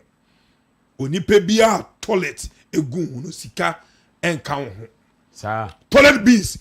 onipa sebi okoje visa ni bibia correct enso ko ni abanso no oye toilet beans say nipa no tu kwa bleche kwa pona onye ye da obebo bra so wa ka kwantum a obewu akwantum so owu akwantum so a obeba Ghana ha abeda ne kohwini because oye toilet beans na de bia no ye ka say African toilet ena sebi sunsun wiase ejina o maye world toilet ena sunsun wiase ejina ma adentina Donald Trump say the whole Africa shit hole adentina Donald Trump ka say no sunsun wiase no de kasaye e kasa asem no majority of our politicians toilet beans enye Ghana for sika no mo be wia enye Ghana for sika no mo be twanto a enka mo ye hiafo ba essence anti no sa politician o twini mu time edu ba bia obepem na afin odi hia na ne ho kire no toilet beans nkofo mo too gold o kromu ase obi o too gold o sika okọ oba na no kama to manim say Antonia ma abeto sebi chema untumi nim yaso ne ho daye akachi ne wontie chema untumi gold a wotu Ghana ha ina oso ye ho amambre Ghana form to gold ewo Ghana ha onipa bia enya amambre so onim se na ya amambre a contact the nations here na ye chiro how obeya amambre ama gods of the land to please them enya sa onipa bia wotu gold wo Ghana ha se no wo wie ye be basa ba bia na ye kwan papa so na offer to offer ma 80% or me say 90% enye kwan papa so eye kwan papa so ka Ghana ka yensu nsese kama besie Asians no ba kuma be too good no edi komu krumo no eya mo ko bu so mo wie ye wo ho bebi na kokoku omo sama Ghana he biem ahohunu ku wo mo etu ye Ghana ni na otimu na wi a we wie ye eye basa omo mo twa timba e wo kromu asusu a omo soso enya amamre enfa ye entu ye na omo twa timba anajo Omo fa kwampa ofa omo ina asoro mo de kente ekonsuo asoro de kente ekonsuo ube bre wa brabo nim sikane de beba ba utimi fa mo bra sikane de beba ba utimi kipi embo ho ban ema ne nche sikane de beba ba utimi fanya ade papa bia manipa eni nso manipa en respect o etu obi a otwa timba e wo Ghana ha de you have to pay respect to the gods of the land because enua na sisi no bebe na ya honhon so edan a omudim omutimi dem omutimi tinem omutimi sem e de yomo no ma ana mo de mu twa just like that ni na no amamre enka there are so many things going on in Ghana here and you're wrong I say obi a wa twa to aturo ba mu achechire atu epumu anabaka mu onipa bi a wakọ private atu epumu pen onipa bi wakọ private e de atu baka mu pen no achechire wo ho ni na achechire wo ho fa ni na achechire wo ho etu yesa na ko so da ye osusu wi aze wo hu toilet a e ohia na mo de ama no isuni da ma no na che se kwan a se wa amfa kwan papa so amfa ampesika because nya wo kan nyina no wo hwa omo twa timba omo mfa kwan papa so entwa omo eye we ya omo mfa kwan papa so nya se wa amfa kwan papa so ampesika wo pa ubenya de enso at the end no enyina ni na be call just like that because you are not paying respect to the gods of the land of papa so I the anye it's poverty in African there majority enya krono a they can become successful and at their end is so very bad because omo na mo your toilet base onipa bia and pay respect and ma ebusua wo firi mu asofo na omo sola ma me ebeifo o papa ebeifo unua ebeifo na eyentro eyazan ba se beyi o hosia ofa beyi wo ho Kogu Obofour si beyi ni bebia ezo ton abayifo nku na se ono won na chi abayifo kura ana so no na to picture ni picture oka eye oka se mi wi na re finu se oton abayifo nku obi a oton abayifo nku ka cho meme se beyi eni wono na beyi ni wono oton abayifo nku ayede because when you pambo na start chichi abayifo opambo se opambo obu amanfo bu abula musu na yazan omu na opambo se onam won ma de bia o picture o tete mu opambo what a shock and a done so one day pe pan e be hit no because omu na omu ya kronfo in Christ they don't speak the truth and then autonomy nipa ubu nipa akoda hotel ne makodeda ubu nipa atlefikesi ne ka kese mu no enya sabe ene wom think about your generation become a generational thinker whoever is a generational thinker no odi boni a wodwen ho a person who is a generational thinker no anamo be otubia no otenase adwen ho se anamo me tui that bia me ni wono ma me ma ene me nana no ombe dey anamo me tui that bia me ni wono ma me ma ene ne nana no omenya solution wo hefa ene di pa ba sika yedi ne nne sika yedi ne china ahonya de ene adwen ho ba se ye adwen ye ma ho de da bi obobra kwan bone so enye wiase japade na wuja oba no so betoni na no kama besie asofo egu Ghana ha na mu na mama ahohoma fo mu na ase wo mu na asofo bebrema majority of the big men of God in Ghana here omuma ina ada na kosampafo because omufa kwampa so ene di nyakopo echi osofo a wo fa kwampa e di nyakopo echi ai na wo sankwan no o ma bebre o genesis be so far because gods of the land will not spare them teach them where the power lies. Enuti obia wo ye bibia esa wo fa kwam papa so ni nation si a eka ni nyina no je kowie no fa kwam papa so ne fa eya ade se gold a ye tru ni se Ghana ensio bebre asai ensio bebre ensio akakane wodo nsa bom abetumi asabia nom no enne ukọ ho a ayekọ untumi ennum bi so enuti no ye sika na ye pede ye pesika ni ade bet ye mfa kwam papa so empe na kakra ibenya no ebetumi agina sense ye be fa kwambonne so aye nyese enonko ebinim wo aban adwuma mu omu de pen bokro no akese so hu ebi de pen ewia aban sika ni ade at the end no menua so kukura so mu sesi a waye mobo sika na wi aye no sika ni nyina abesa enso still ohun nto enu nti yemfa kwam papa so na yemfa enye sika eno ebeche na nye sika ana ye ahoto obi wo sika pa nso ne ho nto no yes obi wo ha ekwa ofa so a o pay sika ni ntino sika no beba asa o da wonda unya ahoto o da wonda so entino yesre sia over yemfa emfa ha masturbating edi ensusuanso ana diba over are amafo busa masturbating amamfo ebisa over osofu bia obeka say masturbating demonic no boa over unim there are some things beyond ma we the mortals no ye na dia chechire ye kon ida chechire ye ho oba bi ho ma wo kuru wawale ni kuru tukwan ekokumase akoye business for 1 week me kenso no ye ne de otimi kose be ma foforo ne nko dey enkoda it is a ba no ono abetime de ne sa hyehyɛ na ya se asoso ne nufu mama ne ho aba no wada ofa abone be ne wo sa anya bone masturbate nya bone onipa bi obeka se masturbate eye bone in the eyes of mortal mebusa ana me de kasa de bia me say ewiase de efri nipa mu eba no ano na ye bone na de ekoni nipa mu de ofa bone be ne wo o kan first o kan Revelation Corinthians Corinthians answer there say Revelation 5:19 one of my Revelation sorry o say hunamani nsem na ebede di no hunamani nsem a ede di pefe no o calculate a from otan adwamamo ensekuro akohwe na no etiyemu it lives etiyemu eni eti eti say obi yire tukwan na eja sebi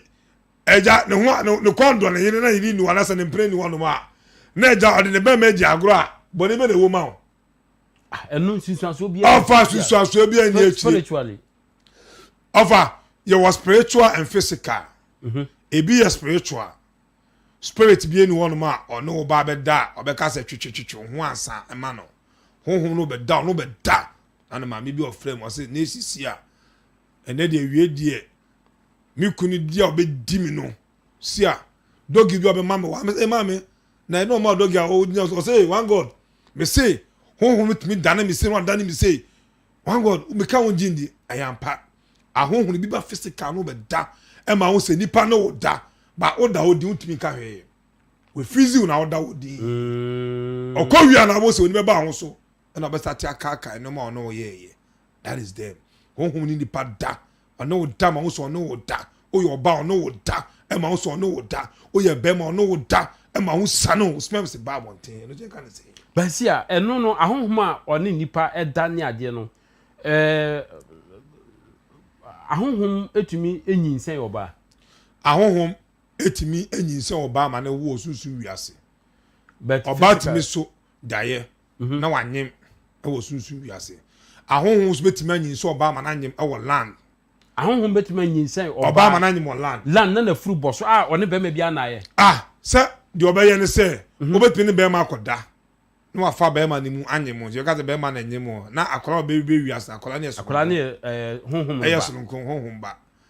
ebi na bibiri na mo wa na akọwo nsuo ba akọ yalefo ni ade because baby a one be ma no ekosia aye no one be ma na da e wo ebi obi ki osechi o satam honhom su twem mu da wie ye na so no so oba na so be da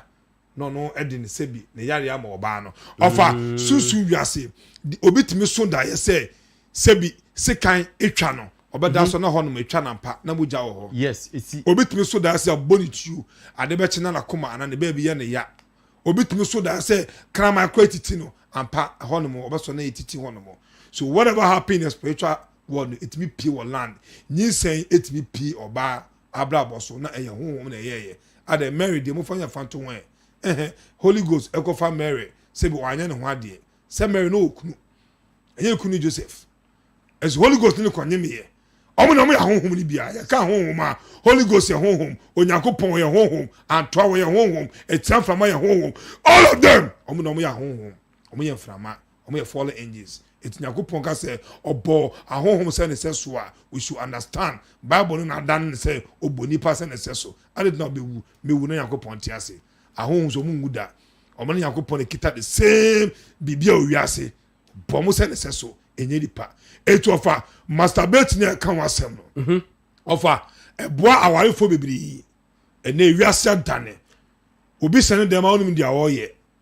osofo wo preach eka masturbate once wo ye bi asofo na ye bi because so the pulpit anima you look like a man of God but if you ko fie dia onye man of God be we a different being it offer oni pe bi o because masturbate enye no oboa but physically no as a doctors no so ka say e won sunsunso offer e won sunsunso component bebe na receive omo marriage e boa wo mo oba bi won ma ni kuro to kwacha bruchi ono kwa na tiga na ha force nkomo nko a eja ofeni kunu a na ni kuzu fe na ene video call yi oba ni biebie su be ma no su biebie su a omada no omada no o ma na o mo de niam ahyehyɛ o mo ho no ni ade offer e moda no ewiase obi okwan ofa so sebe ne ho ba wote ase oba bi o be ma de ne be ma hye na ya se wie kura okono cheso no kwasa da ho e de ne sa hye ne ho a kopem tama no be de e be sane no na no be ma na timi ma ne ho sane no oba bi ahohom ene wo da no be ma etimi certify oba ahohom ne da no one be ma sia ne ho ma onte hwe na chese masturbate no eno so wonya so spiritual marriage a bit ma critique am masturbate over masturbate in the spiritual world is different physical world is different you obi ho no ma honhom na e control no na oye sa de no eno wo eno obi su won so a on person be bo adwaman bebre na sa de no majority no obi ho no ma odo be ma no on person fa na chi ene sa de a obepe de sa sesen ho ma no ho aba ewiase oba no ho be wia de no hie bi na wo yes be ma ho be wia de no hie bi na wo yes na wo yes so say ahonhom betumi awuram once ahonhom edi nipa bi yes adwuma no wo yes so say wo yes ahonhom betumi awuram ofa ahonhom betumi awuram but anya ye ne betena ha aka say masturbate ni enye na wiase de ejan ena you got say masturbate eye ntu obi ameye obi a won adwen ena obi tuo otie mi ka wie kwa watwetwe bi ne ho aba apene ba bi atena oba bi so awie ode sa hyehyɛ ne ho ama ne ho sane no wapɛ ne ba bi atena wanko gina kwa nkyɛn anko di obi kunu echi anko fa kohwini ba ma bi ofa there are so many meaning in what people does in their room it no be hall ma me metena en condemn say e bone because unim adequate nipa no saa undim adequate ndi nipa no saa yo odofo enwuma kura a omuso masene no ma me emobɔ omuso yo agyewa nyameche online business ona na yuda afidie no so ne number egu so ne app no ewo so wo ya wo de won ti ase wo de frɛ no wo frɛ na obekyekyere obibia mu ama won so watumi adigwa wo abɛfo ntenta afidie so yi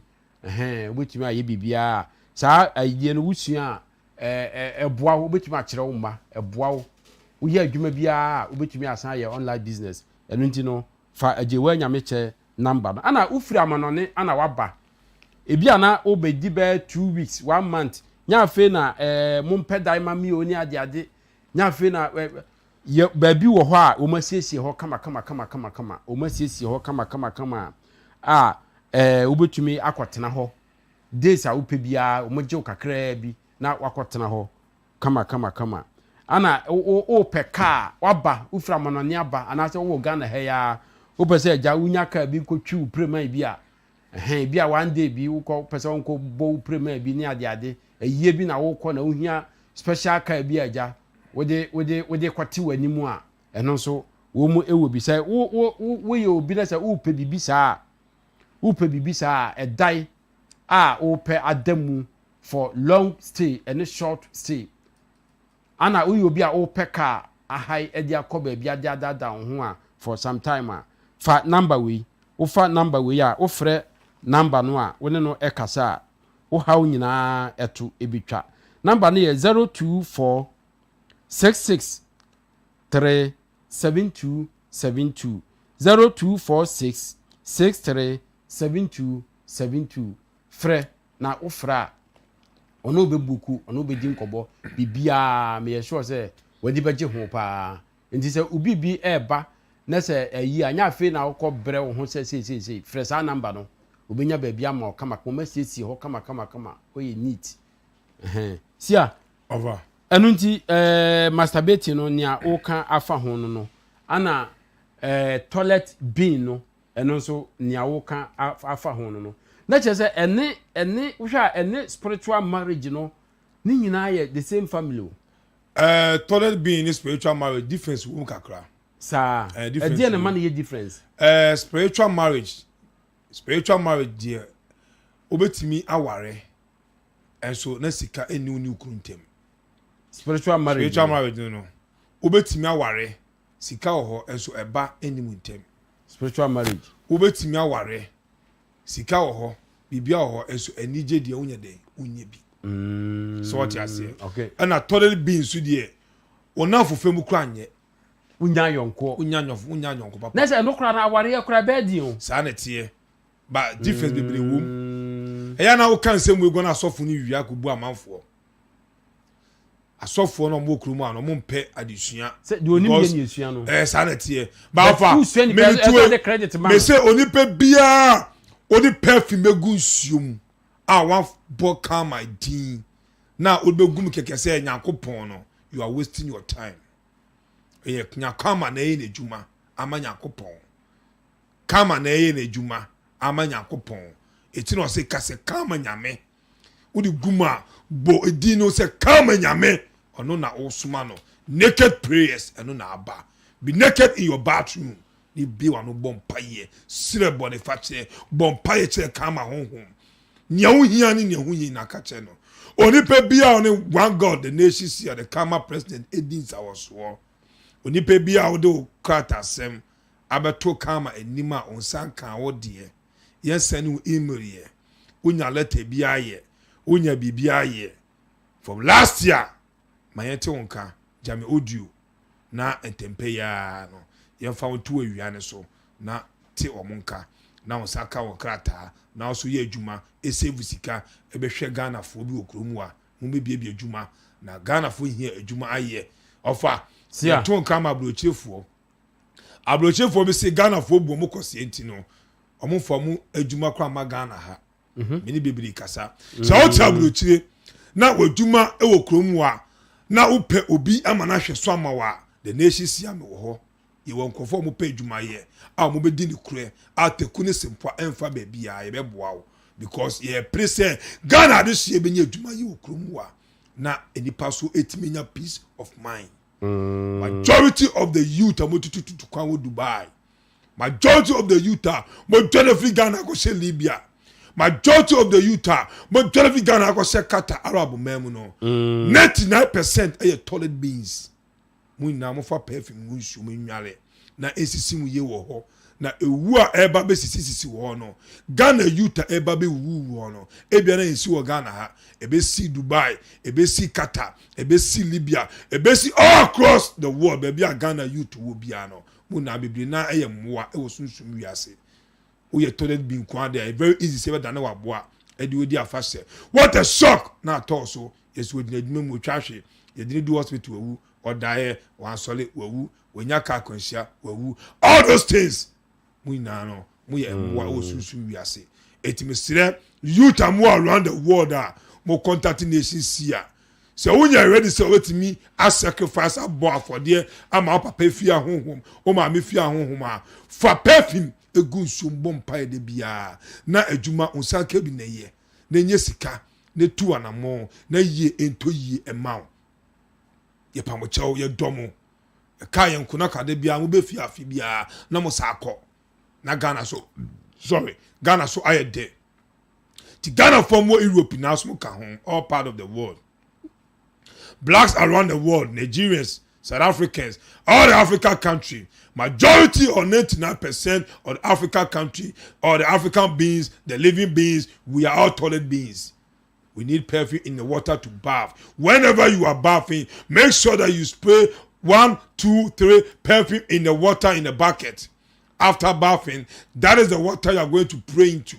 Naked prayers. Say whatever you want to say. The good in life and the bad in life. The Lord of Karma is ready to save everybody who will pay respect to God, to Him, and gods of the land, so that we can also live a peaceful life on this earth. We can live a life that we are not going to stress anymore. Nigerians again, send this message to Peter Obi that the gods in Nigeria need justice and sacrifice from him, because all the martyrs in Nigeria are pointing finger at Peter Obi as the man to rule Nigeria. After campaigning to the martyrs, Peter Obi, you have to respect the gods of the land. Give them their sacrifice before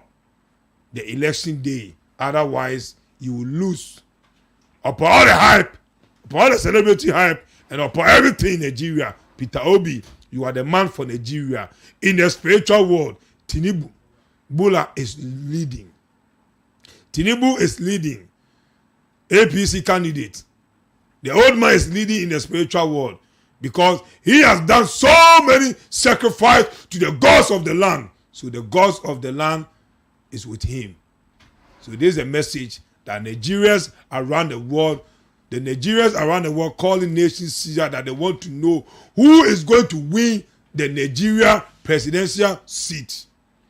Right now, Tinubu is leading in the spiritual world. So all Nigerians that want Peter Obi to become the president in Nigeria, Peter Obi have to do sacrifice to the gods in Nigeria. The gods in Nigeria are ready to take his sacrifice and allow him to become the president in Nigeria. Otherwise, Tinubu will take the seat again. Or for the first time, the ruling party will rule again. Atiku have to wake up. Over Manusi Wohonomo. Sia. Obi sunda na se o yi enam o sesa nam ewo nsuoma fish ewo nsuoma. Obetumi akire mu kakra. Yana fish ejina ma eba. Bibi na ejina ma eba. Okay. No onya akonso atwa wo e. Oni akonso ade. We twa wo a. Onya akonu atwa wo a. Eno nsusu ejina ho ma sebi nkunimdie na fish ewo nsuom. Enye ni na ejina ma bone. Ni oyi fish nsuom ana de wa bibi na oya ababa wa. That means expect say nyinse nam kwaso a eba. Oya branti a expect say nyinse nam kwaso a ede eba. Sa na tie. Majority no mo sunda ye ehun sa no ma. Let's say eya de papa. Eya mo tawo celebrities pa. Let's say eya de papa. Oh ya de papa. Fish yi wo nsuom mo sunda na so wo yi fish a offer enye bone. O sunda na kita ponche a na ye bone. Ebi kwa na ye wa na wa ya da na ponche a wo ko ton ho am ya kokun. Na odwaye. Wo sunda ye na kita odwan a eye nkunimdie.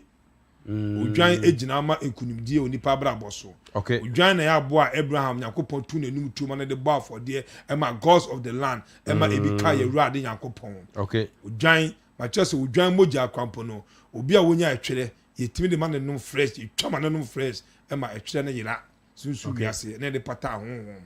Ito so da hu aponche oso da hu akokọ oso da hu okra oso da hu kramai oso da hu aboa bia papa odwan ho a e bad luck and you oh yes cha odwan na ntwere oso da hu kra enye kra aboa bia oso da hu ni bia ofa enye se gisi odwan ko a odwan pe ntakrabo nso ntakrabo na yinipa ekuku no yinipa na da na omomwa sa yinipa ko etimi da na bi nwan ekuku no ni na so wo ho etini ya de da wo odaya wo so ene ekso ena wo nipa so na wo so da ya what a shock it me follow ten bia ana also enso na urefia o so da na refi so a what a shock it me follow ebi what a shock eye wo hia ebi what a shock eye owu ebi what a shock eye yare ebi what a shock eye amane ade ko prison.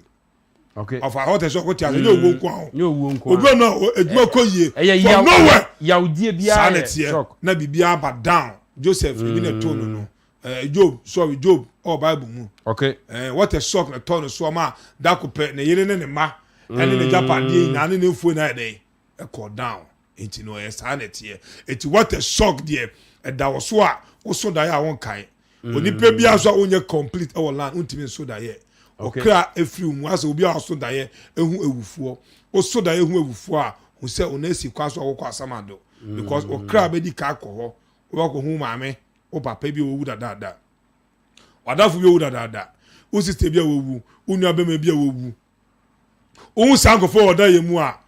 tu ho na moment anta awokọ ase enye hwe me bo ho mpaye empaye na mo bo no eye eso empaye any protocol no enko be bia be boa mama be say one god say mo 60 years man wo ye kohwe mu so a kama be say wa wo de akekera no we dia so for che the 60 years we timi anwo ba eso do time ko hu se bi nya santem ebopni di bia na se sie bia enketempa na susu wiase ahonhom kwa de ekosane na wo dia no e maka be matimi ye de ene ne wo ene ne dai esi akyeche na wo dia no na wo ye fasting na wo bompa ye na wo ye fasting na sofo no ko chese wanti sofo bi ka be ko so at the end time wasted kwa wetimi engeni bibia wo land wo ye zero being wa basa asis wo fe ni pe bi amba o ye zero being wo asasi so sanko formation ye ya o be wiase ne wanwo ba enije be pa na obenya enije ben na obenya into fa but obi o ha otumi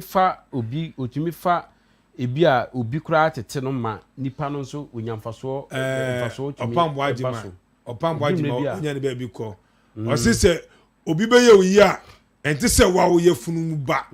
awo yendini ye nuaba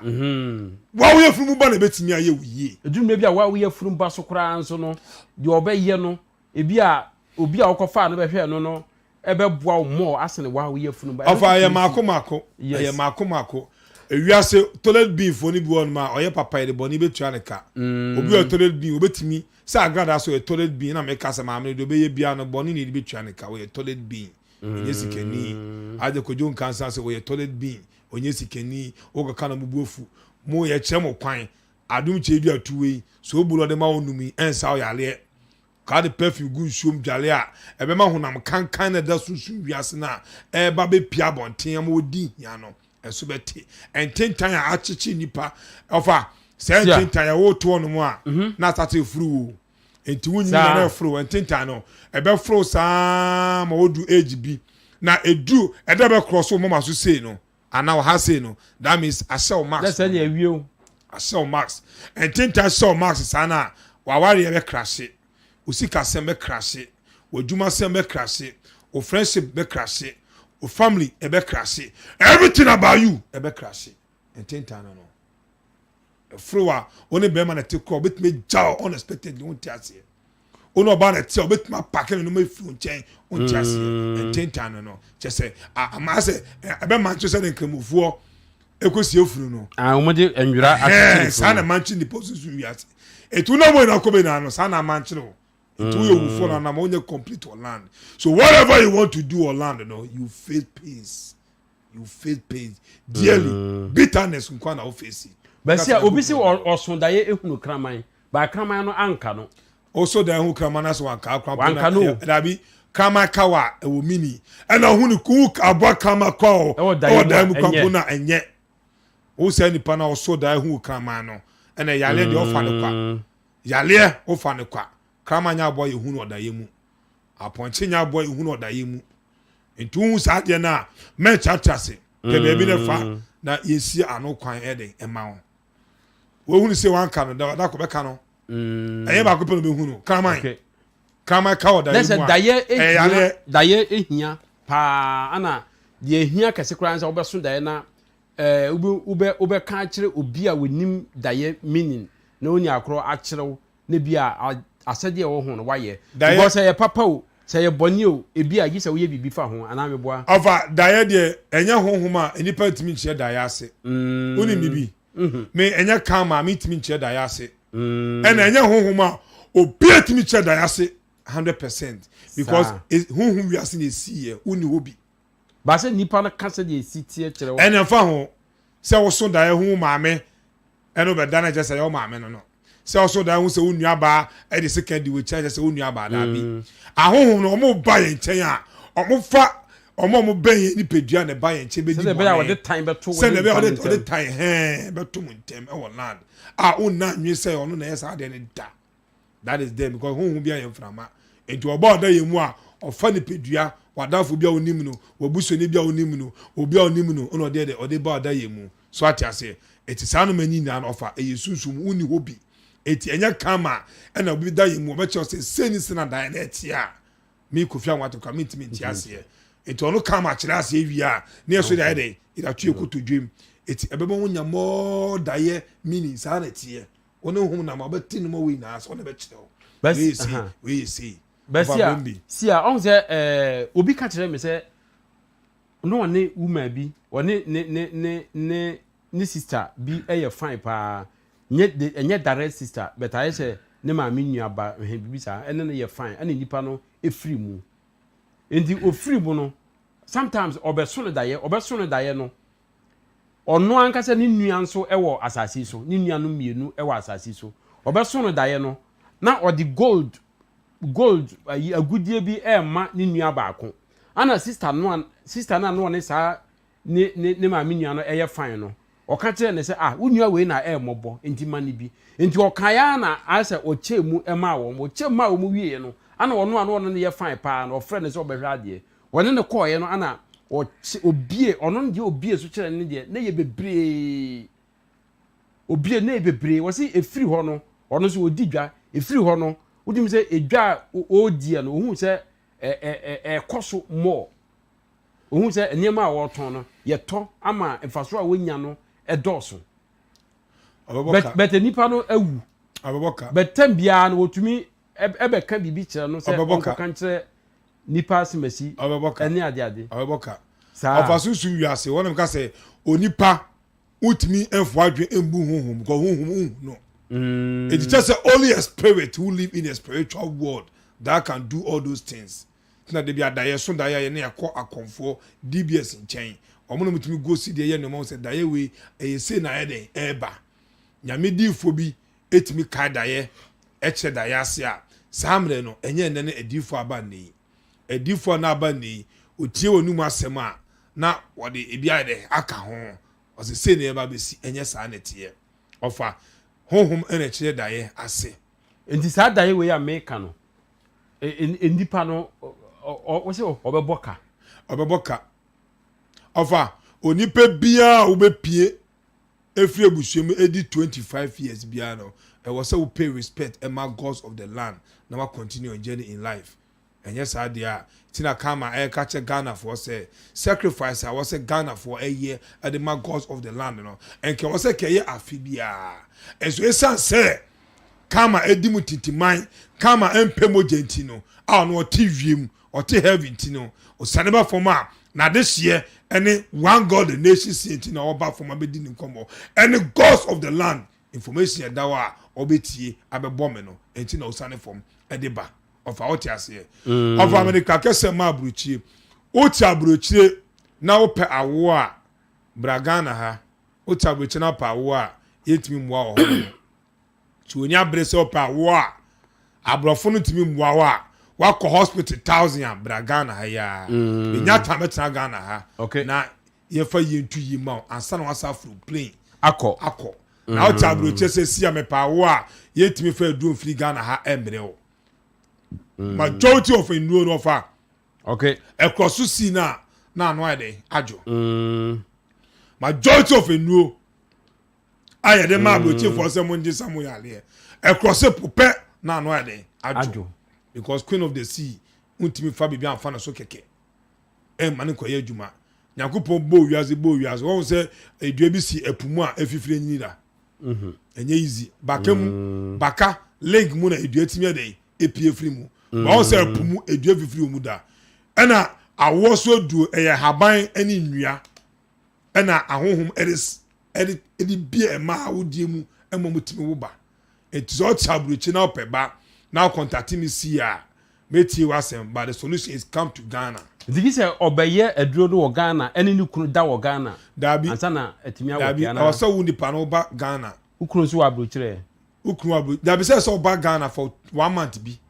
na obepe sebi ahaban ni enwa bepe bi edi bi tutue na so ado o de aka no so de eko ansa na okọ a ukunu ha wona na kodam etimi aye adwuma sa na tie obi o ma na wodi akekera no ebi die edikota na aka mu se Jesu no enti minyaji obi su de bia no ekwa na se ababonten obi a wose na obi de yi na wodi nso afiri wono mo so atiase enti so peba mentina abroche se opeba ese tu na moba eno de also by physical and spiritual because and Ghana for two kwan na ka se obi nji ade nkomo obi kwampo na nipa na onje eno chese the team all de nyese team na de se ekwa so sesa se utu kwan a migration stress amudu be femu no fa enye adeketewa enti obi atu kwan wa dey why very careful it is when you abre now pa word ya ye wo hono mo bibie nu aka ma etimi nye many powers asiso ye ne mbo de wuru okay sia me catch you say diabetes a spiritual sickness enye physical sickness diabetes bia stroke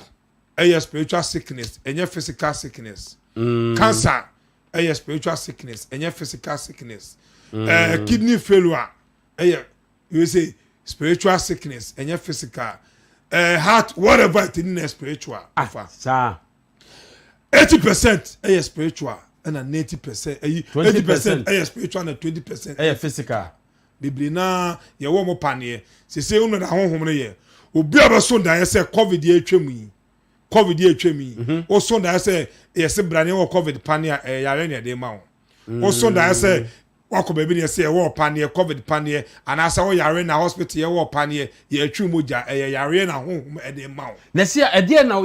na nipa betumi aye se bia wo so de ne pese ye ngo panie wo be resist wo be ka se ngo offer ultimate resist. The only way my resistance say wo tumi obo ho ban so when it come na masusu wiase ho odin ento bia ba be fesi when it come na masusu wiase ye modun ne kwa undi when it come na masusu wiase obi di pane ba wo be bu ni pane kwa saje dia wo no ni pane mom because tumi di wechi omu ayedu okra wo ho na me ken okra ni omu eti honhom na oba no wunya ho de wugina ho saa no e da wo acha 2-3 years ni diagnose say onya cancer onya stroke na bubu egu ono mo enkofo bebra the last year omo be hwe omochi o kama ho majority ya wo mo pane osusu wiase ebi gwa brichi ebi so Ghana ya acha 2-3 years doctors be diagnose wo mo ebi de ace kwapo esusu ace say ace physical eye de se nipa benya ace e wo nemu physical e wo krumwa majority e wo susu ya se pane wo pane diagnose AIDS because pane ne wo ko mojemu ya re bia so ba so mojemu ne ba e ma wuntini mu na ba of flesh ni mu na emom e ba mojemu e body bones flesh and a blood and the blood no e na kite ne pedua ni na wo be fon wo wo be ketewo wo be kesi o ni na e wo moja na e gina omu no e Ghana for onipa bia wa so da ye say covid pane ye wo bi no e gina ma ya re ni owu to one and more men chances say my son that say me covid ne e covid it my fan sa to one and more na ye nya bre because ye pese enipa enyini che enipa hu de ewiase eko edi ye etutu ye awuo entem de ofa ko obi ampe one part of wo obi ampa to fuwo ofa ye fan ka kesie we ento ema kumase asofo we kumase ema omumuso esuma ato asantimem no ofa Ghana for entasa papa on se trans apa na me kae anche na kumase ensem asate kokokoso wo ho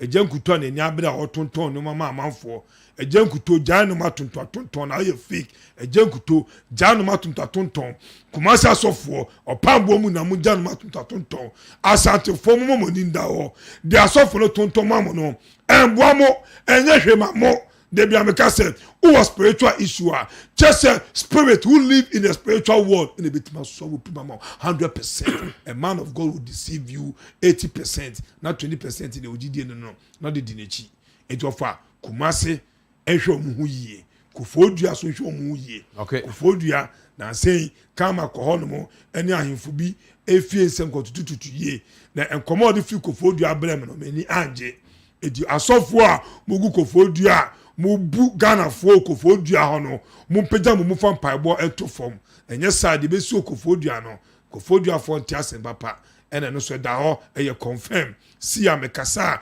onipe bia mebo wan medima no we ebebo odin e wo media no so no hu say utwumu time the media will hear about you rigi bia so mebo odin e wo media no so no hu say de be si ho no eye confirm ye ni agro. Okay. Ghana for we love our people, we love Ghanaians. You per se you do dotna Ghana, Ghana for. Sia, obi di na wi aba my enye na emfa edwumade no enko awie. Some was it I always had a dream with world stars. Example, J.J. Lawrence, Donald Trump, ex-president John Mahama and many others.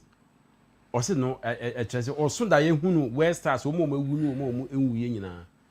oyosikeni kesi o land nti oso otu wana mo na bem ese otu wana mo esum da no so oso da ye hu celebrities akese a oye bia e kire ba bia wo free a wo baaye nti mo ni bra all those people through one or two things will come across all those people so I just say oso da ye hu empanifo esikafo enintinfo a kire you are one of them nti no to hu anamo na ye ento yi ma nti wosu da na say o ko toilet kura eno so ka toilet bin no we hieni we toilet bin osu da do ni hu toilet offer obi o so da say me say me ba me wo no kwa me say na diaper toilet na wo sesa enti offer utwumu time we face ohia wasase so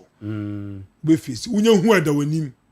adwuma na wo ma ye betima pam otem bia aware na ate ase betimi egu tem bia sika account sa betimi ahye tem bia okay adamfo papa bi na wo a betimi break tem bia everything around you will crash because you toilet being say na toilet gu hu a uji upia bonte nipa bia college no sa na tie wo land egu osusu wiase a onipa bia ko echi oye papa ye de boni betua oka oye papa say dien ye de boni betua oka because oye toilet being into be on ma as my papa ye de boni betua me ka menye papa bie me so we ko na free wanga se wechi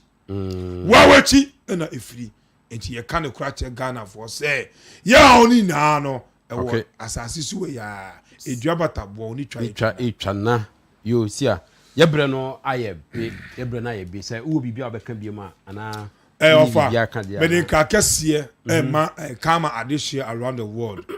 onipa bia one kama edin sawoso a wontimi mbie wa no emmom paye emfa perfume engunsuom a wo feel say e demonic obi say one god dey say ni say wo say nipa no uhu bibia enfri kama nchen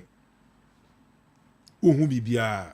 onipa bia so betena ba bi abo nation see dimbone no can who say I work with the gods of the land they don't spare anybody who come close or who say fake things about one god because me a clean guy those who are close to me know say me a honest and clean guy in chantro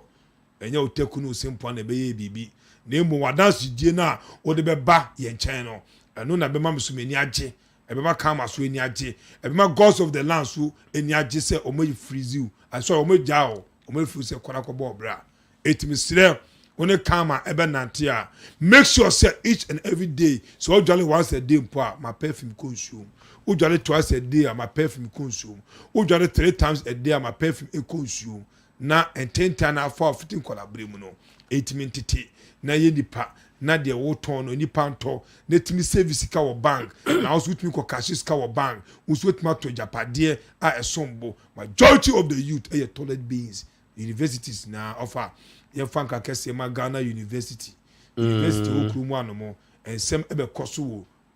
o land eno na be se me de ba entem okay but enye se bia ye panikin kola no na no papa Bempah prophecy wo maaye efa youth eba be wu hu no bo pri kama ho se wonhwe mame na kama ma cha se de osofu Bempah eka no eye confirm enkola bebre eba be university enkola no ebe si wo university bi wo kuma no ma ebe ya sefem obi ana no ho so obi ana no ho so obi ahwe no ho si eye what a shock enti de papa ne kan no yekom eye sa na tie okay ni pe bi a obeso da ya won tie asenso no nation sia me contact wo you can send me an audio and I will reply you yen juicy kebia okay spiritual checkup free and juicy kebia oni pe bia wa send no picture any wudi no line by line e di so ye do so a e beka wasem na agya message ye do so beka wasem na agya message say do so ya nya abotrema ye because search na ye no deep to the extent that the Bible tin ye catch the wa any part of the world of the corner sana dibia na se see bia be catch no only man of God ne be twan cross e nipa na ye o it's not home na ye o come this year around the world echiamu na edomu na de bia me de mpabo etamochi akwantufuo ene mu amwo Ghana ha kama nyame nkamo ho omama ho de ne kwatente ombie mu ahyemu ontwemu fi matamfo ho oma wiase ehu semu ye nipa oma wiase ndomo oma mu nipa so ndomo ejuma bia wo bia wo ya one kama nam de e wose onya promotion anase ye two pay mu na so nsampa oni tumi kese enenam I love you all the nations here bye bye yo nyuma kuya oso masema me di dwumadi ebremo no ajewa nyame che ne number no ewo ho fa ne frɛ no ne no eni enkomo ana waba Ghana nese waba Ghana nese obetra ha ache kakra anaasɛ wonkyɛ koraa na wopɛ baabi a wobɛkɔ akɔhyɛ wo ho bɛdwodwo kama ehu biara nim nyɛ sɛ yɛbɛtrɛtew yɛbɛyɛ obibiara ɛno ɛwɔ hɔ mekeka wi mewia me de number yɛbɛto dwa na wafrɛ number no wopɛ local rice a local rice sɛ yɛse yɛni local rice yɛni ayɛdeɛ a ɛdɛ ahoɔden wom nyɛ sɛ rice a ada hɔ adi bɛɛ 20 years 30 years no local rice ɛnkyɛ ɛyɛ ya na ya process neat udi a aboɔ biara nim ɛna waba Ghana na sɛ wopɛ kaa bi de adaadaa ho anaasɛ wote Ghana ha koraa na sɛ agya Sunday bi wokɔ program bi na wopɛ kaa bi akɔtwa wo preman a ɛno nso ayɛ ready ɛwɔ hɔ woyɛ